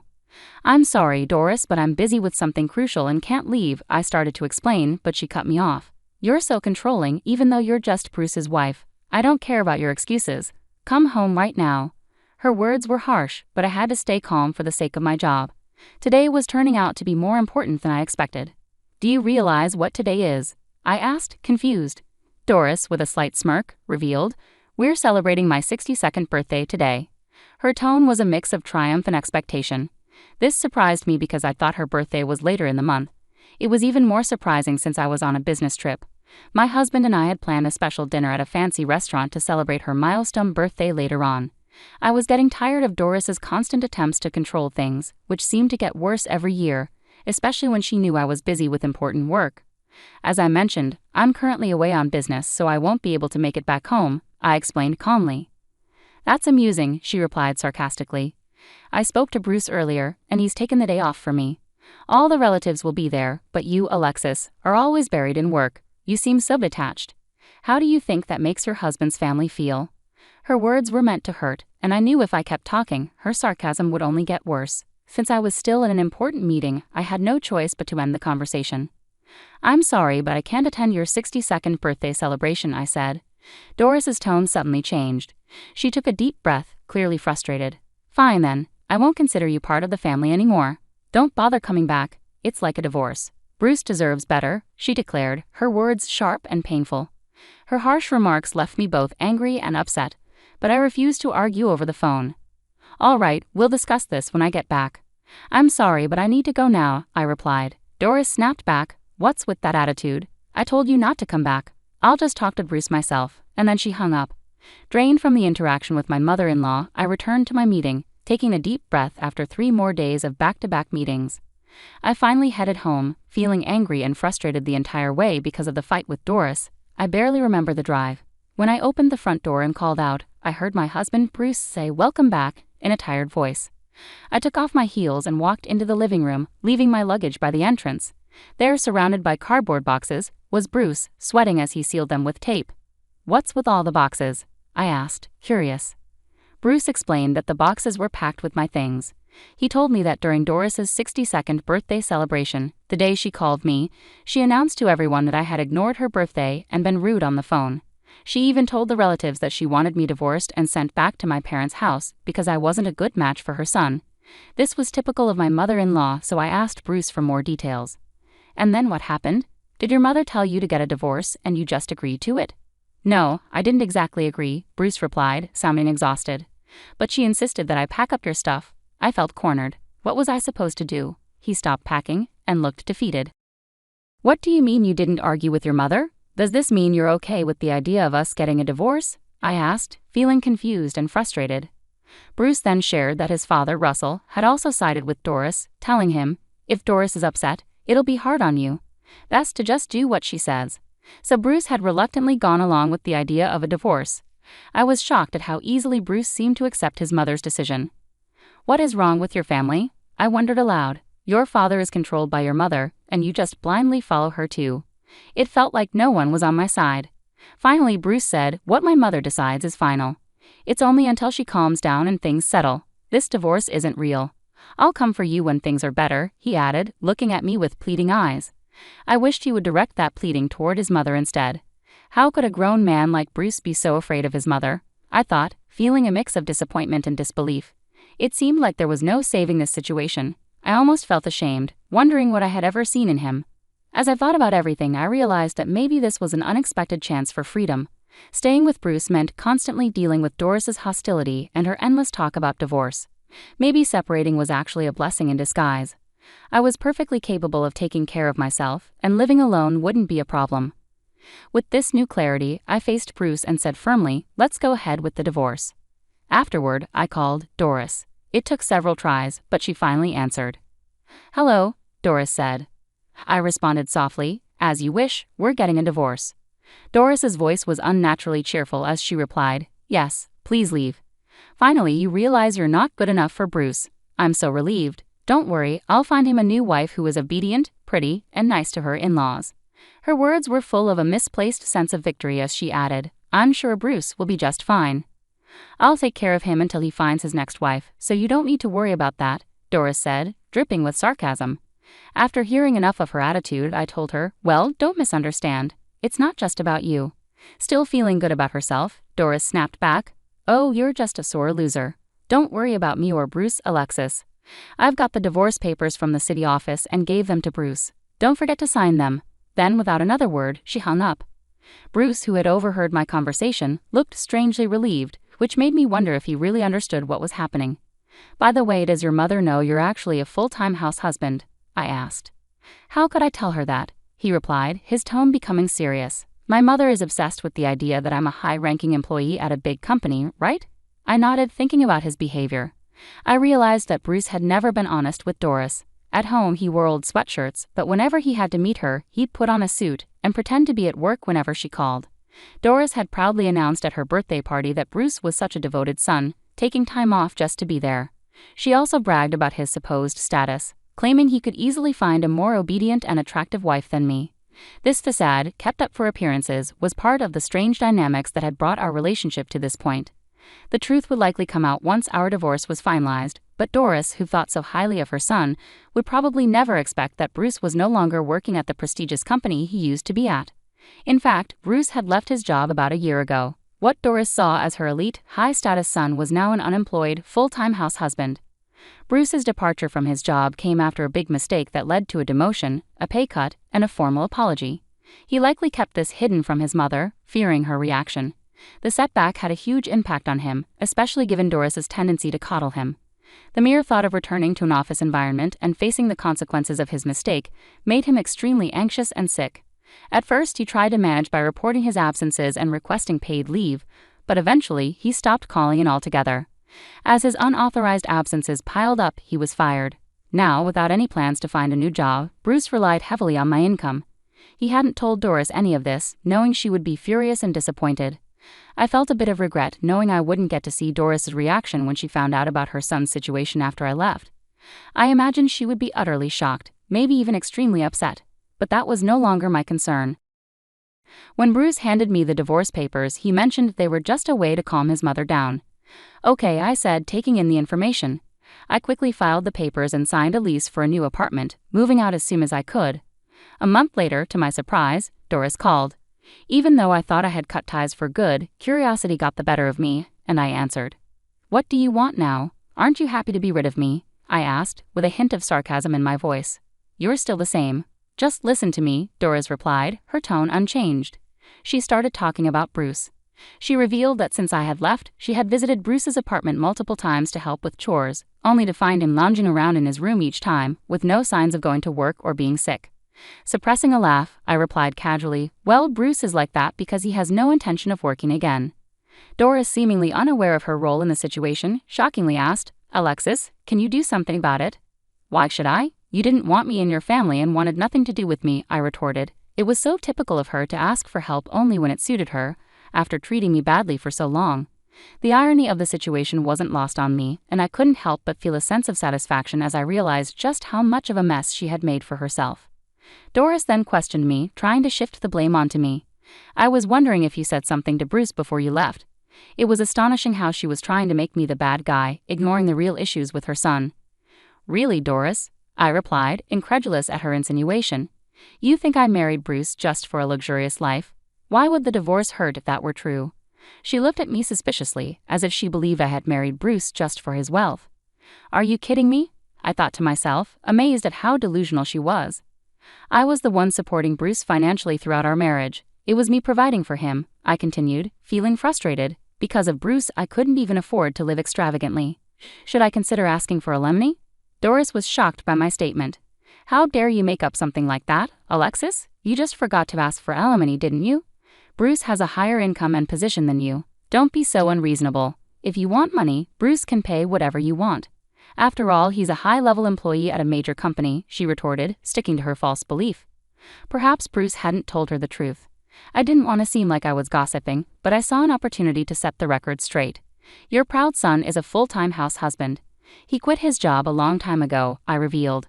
"You're lying," Doris shouted, her voice so loud it hurt my ears. I pulled the phone away and suggested, "Why don't you check with his company? You'll find out who's telling the truth." There was a long silence. Then, with a much softer tone, Doris stammered, "Well, what if that's true? How are we going to manage? I can't support my son on just my pension, and no one will want to marry him if he's unemployed. What are we going to do?" I couldn't help but grin at her sudden change of heart. "What shall we do?" I echoed her words, amused. After a pause, she mumbled something to someone beside her. Then, in a completely altered tone, she pleaded, "Hey, Alexis, will you please come back home?" Her sudden shift puzzled me, but I replied firmly, "No, we're already divorced. I wouldn't come back to your family if heaven and earth turned upside down." The finality in my voice marked the end of that chapter as I moved on from the complicated ties that had bound me. As I was speaking to Doris, a commotion erupted in the background. Someone was shouting. It sounded like Bruce. His voice cut through. "I told you I'd come for you when things settled down." Doris quickly responded, "Yes, you could remarry my son if you wanted." "What are you talking about?" I asked, baffled and firm. "No way, I wouldn't do it for the world. Don't joke about this." "Thanks, but seriously, no." I made it clear to Doris that I had no interest in rekindling anything with her son or getting involved in any more toxic dynamics. I was done with someone who was overly devoted to his mother. I did what you asked, so please stop changing your mind, Doris retorted, but the tension was obvious even through the phone. There's a bit of verbal sparring here. It's not like you should take my words so seriously. You've been quite dismissive, haven't you? She added. I didn't think you'd go through with divorcing my son, she continued, her tone revealing her surprise at my firm rejection. In response to Doris' excuses, I said, well, I was just tolerating the situation. Besides, Bruce packed up my things and essentially kicked me out without my consent. I vented my frustration, listing everything she had done against me. You see, that was just a prank, she claimed nonchalantly. A prank? It's worse than that, I said, completely exasperated. There was nothing more to be said. Glancing at my watch, I noticed it was nearly 2:00 p.m. My lunch break had been wasted on this fruitless conversation. Ah, Doris, are you done now? I asked, eager to end the call. What, Alexis? What did you say? She replied, her voice suddenly sweet. Did Doris think that a sweet tone would soften my response? Knowing I wouldn't meet her expectations, I said firmly, I'm going to hang up now. I have another meeting in a few minutes and need to review some documents.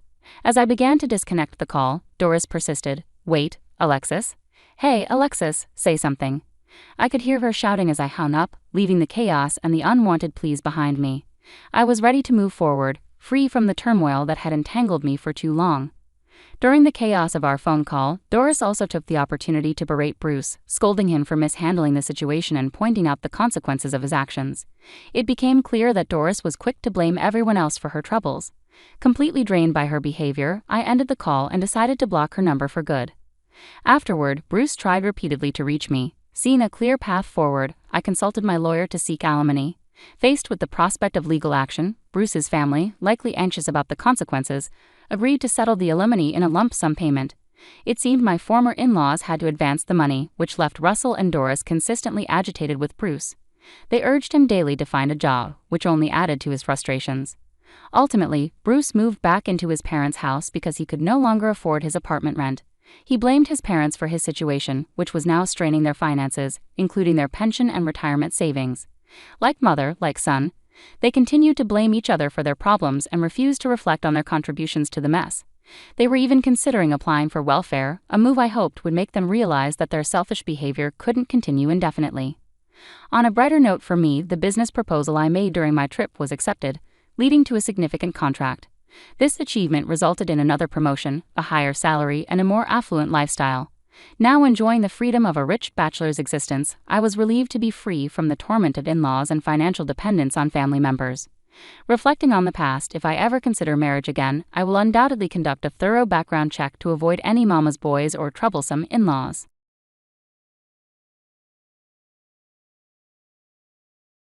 After my divorce from Albert was finalized, I started a new chapter in my life by moving in with my daughter Diana. About 8 months into this new life, something unexpected happened.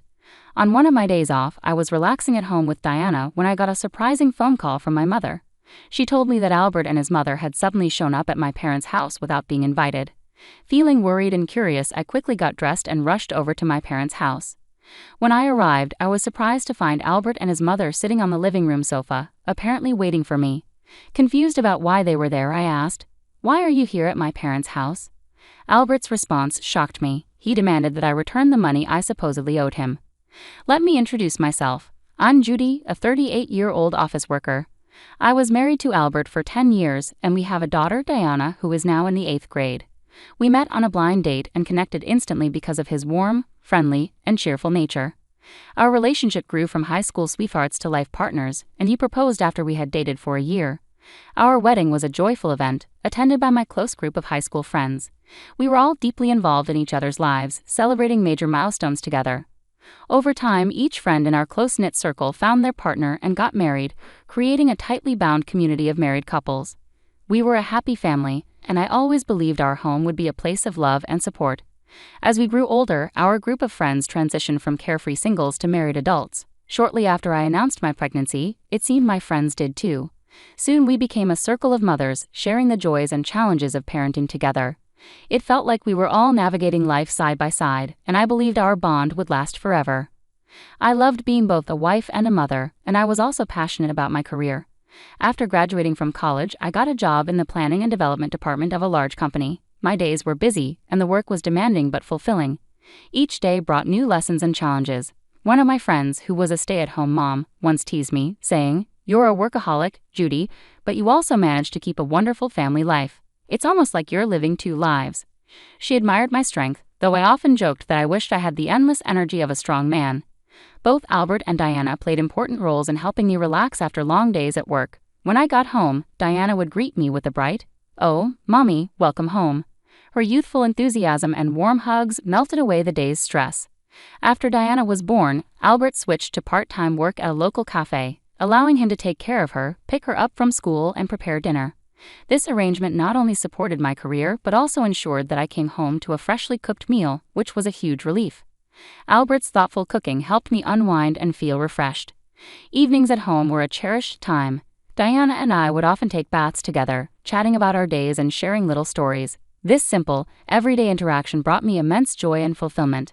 My life was a beautiful balance of professional success and home life happiness, all made possible by the unwavering support and kindness of Albert and Diana. Their support not only boosted my energy but also deepened my dedication and passion for my work. Together we had created a life that was both rewarding and busy, proving that with the right support, you can have it all. As my career progressed, I began to achieve significant success. I was rewarded with a promotion, which brought more responsibilities. This meant working overtime and often coming home late. By this time, Diana had grown older and understood the demands of my job better, so she was able to manage more on her own. Meanwhile, Albert also increased his hours at the cafe, becoming more involved in the world of coffee. Recently, I started exploring different coffee shops, enjoying their unique beans. Today, I even brought home some coffee beans and cakes from a new bakery I found.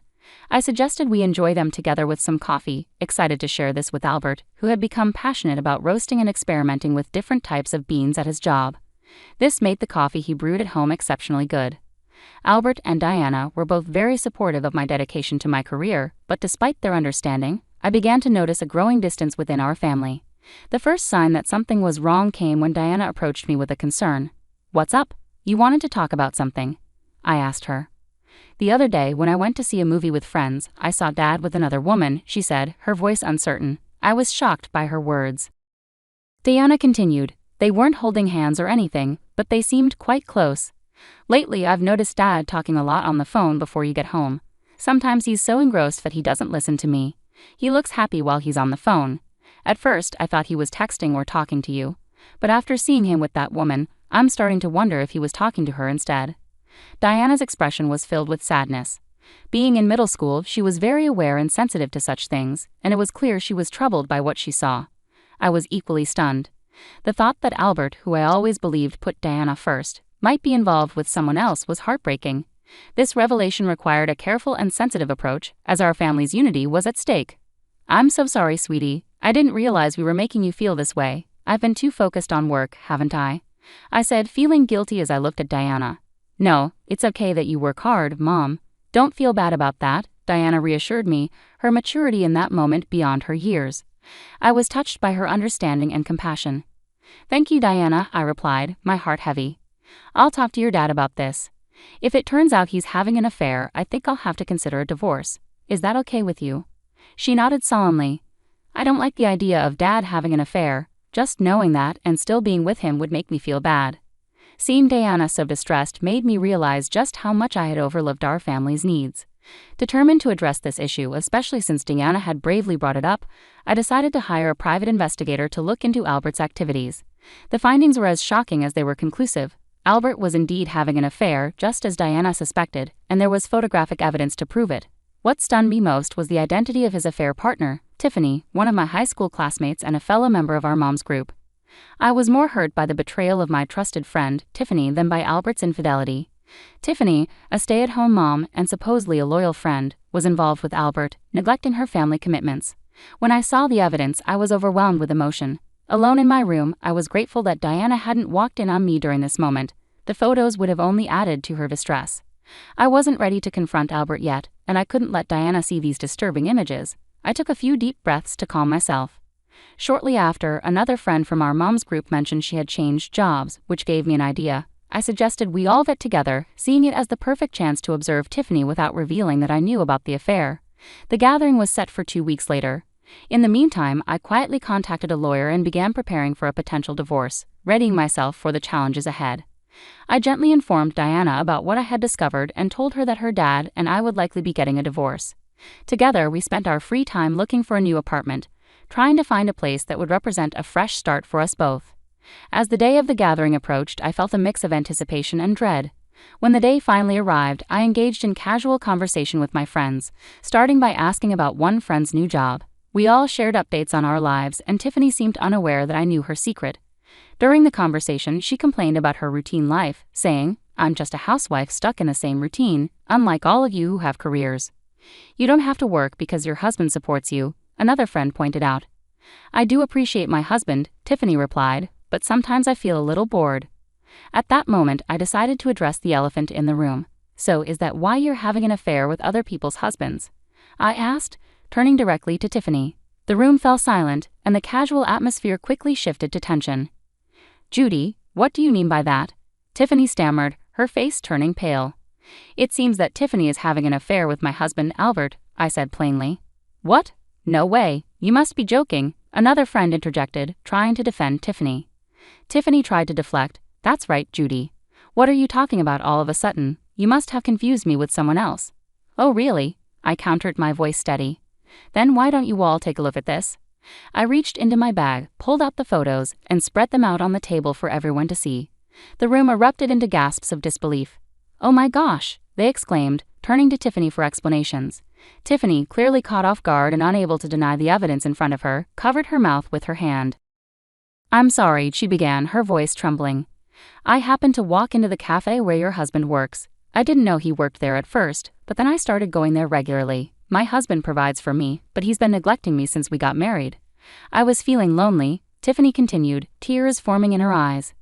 Despite her emotional response and attempts to explain her actions, the betrayal cut deep. An affair, especially with a friend's husband, was a breach of trust that was hard to forgive. Her reasons might explain her actions, but they didn't excuse them. The revelation was painful but necessary, confirming the reality I had begun to suspect and reshaping the dynamics of our friendships and personal lives. Throughout the confrontation, I maintained my composure, unaffected by Tiffany's tears. "I'm sorry to everyone else here, but Tiffany, I need to let you know that I will be seeking alimony from you," I announced firmly. "I also took a formal step earlier today. I sent a certified letter to your mailbox. Your husband should have already seen it." Tiffany's face fell as she absorbed the seriousness of the situation. "Oh no," she murmured, a mix of worry and disbelief in her voice. "How could he do something so terrible?" she asked, still reeling from the shock. "It's far worse to have an affair with a friend's husband, especially when you're married and have a child," I replied, steady and resolute. "You need to face the consequences and make amends for your actions." Visibly shaken, Tiffany nodded in acknowledgement. One of my friends chimed in, "We really can't trust you anymore, Tiffany." With that, we left the restaurant, leaving Tiffany to deal with the fallout. Once I had dealt with Tiffany, it was time to confront Albert. I was certain Tiffany had already informed Albert about what had happened. When I arrived home, Albert was waiting at the door, panicked. "What have you done?" "I just got a call from Tiffany." "Are you making our affair public?" "How could you be so terrible?" he demanded. "You acted like a good husband, but you were cheating on me. And it's not just about Tiffany. How could you do that to her family?" I retorted. "It's ridiculous. It seems people who have affairs think that as long as the other person doesn't find out, it's not a big deal. But what you did was wrong, and it all needs to be revealed as part of your punishment. That's why I'm going to divorce you and seek alimony and child support." Faced with clear evidence of the affair, Albert couldn't deny the truth. He agreed to the divorce, though he was hesitant about the financial implications. However, after I hired a strong lawyer and made it clear I was ready to take the case to court, he finally consented to the financial arrangements. Following the divorce, Albert sold the house we had lived in and moved to a new apartment. I pursued and received alimony from both Albert and Tiffany, totaling $50,000 from each, and I also secured child support from Albert. Once everything was settled, Diana and I began our new life together. Though the ordeal was traumatic, it marked the start of a new chapter where we could seek peace and rebuild our lives. Over time, the emotional wounds from my divorce began to heal. However, about 8 months later, I faced a new challenge. One day, while enjoying a relaxed day at home with Diana, my peace was disrupted by an urgent call from my mother.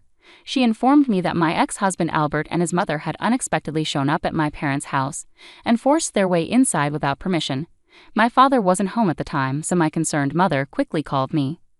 I hurriedly prepared myself and went over to my parents' house. Upon arriving, I found Albert and his mother sitting nonchalantly on the living room sofa as if they belonged there. Confused and alarmed, I asked, "What are you both doing here at my parents' house all of a sudden?" Albert's response was shocking. He demanded, "I want you to give me back the money you owe me." "Huh? I never borrowed any money from you," I replied, perplexed. He retorted, "I paid $25,000 for our wedding, remember? You were in charge of the wedding, so that money was lent to you. Now that we're divorced, you're claiming me it was all a fraud. Honestly, I could sue you for marriage fraud, but for now, all I want is that $25,000 back as a settlement." This unreasonable request took me aback. His mother also chimed in, insisting that I pay him as soon as possible. It became clear that Albert was struggling financially, which might have been driving his irrational demands. He had taken a full-time job at the cafe where he used to work part-time, but the pay was modest. Firmly, I reminded him, "We were both equally involved in the wedding, and I paid more of our living expenses than you did. The $25,000 is just a small part of what I contributed. Don't bother me with such unreasonable demands." As the tension escalated, they refused to leave. Just then, my father arrived, having been alerted by my mother. "What are you guys doing here?" he demanded sternly. Albert repeated his claims to my father, who, although usually calm, was visibly furious and shocked by Albert's audacious demands. "It's your fault for having an affair in the first place. If you're going to make such outrageous demands, get out of here," my father asserted, trying to expel them from the house. In a desperate turn, Albert fell to his knees and begged, "Please, Judy, lend me money. Not only are you demanding alimony, but Tiffany's husband is also after me, and I can't afford it. Even $6,000 would help." It was disheartening to see him in such a state, begging for money. However, I responded firmly, "No, I can't do that. Go home." The situation highlighted the deep desperation Albert was experiencing, but it also reaffirmed my resolve to maintain boundaries and protect my family's peace. As the situation with my ex-husband and ex-mother-in-law escalated, my father intervened, suggesting he'd handle it. "Fine, I'll get the money. Just wait here," he said calmly and walked to another room. Curious, I followed him. With a mischievous grin, he said, "Well, I have plenty of money. Since we have it, why not give it to them?" He opened the closet and pulled out some cash, creating a sense of suspense. "I wonder how this will play out," I mused silently. My father then put the bills into an envelope and handed it to Albert. With faces lit up with satisfaction, my ex-husband and ex-mother-in-law left with the envelope, thinking their plan had worked. As soon as they stepped out, I locked the door behind them and made a quick call to the police. It didn't take long for Albert and his mother to realize the money was fake. They rushed back, pounding on our door in anger. "Hey, what's going on? This is Monopoly money. I don't want this fake cash," Albert shouted, his voice thick with fury. I couldn't help but laugh as I responded through the door, "Since we have so much of it, I thought I'd share it with you." Albert's frustration peaked, and he began banging even harder, now kicking the door with his feet. Their actions only escalated the situation further. As Albert and his mother wreaked havoc on our door, the police arrived and caught them in the act. The scene drew the attention of the neighbors, many of whom witnessed their arrest. In the end, not only did Albert not get any money, but he was also fined for the disturbance and had to cover the damage to our front door. Ironically, one of the bystanders was a regular at the cafe where Albert worked, and word of his antics spread quickly. As a result, Albert lost his job and struggled to find new work. He had to move back in with his parents, and his in-laws ended up covering his alimony and child support payments. To safeguard my family further, I filed a restraining order against my former in-laws, ensuring that any future incidents would lead to an immediate police response. Now life is more peaceful and fulfilling. I'm devoted to working hard and relishing the time watching my daughter, Diana, grow up.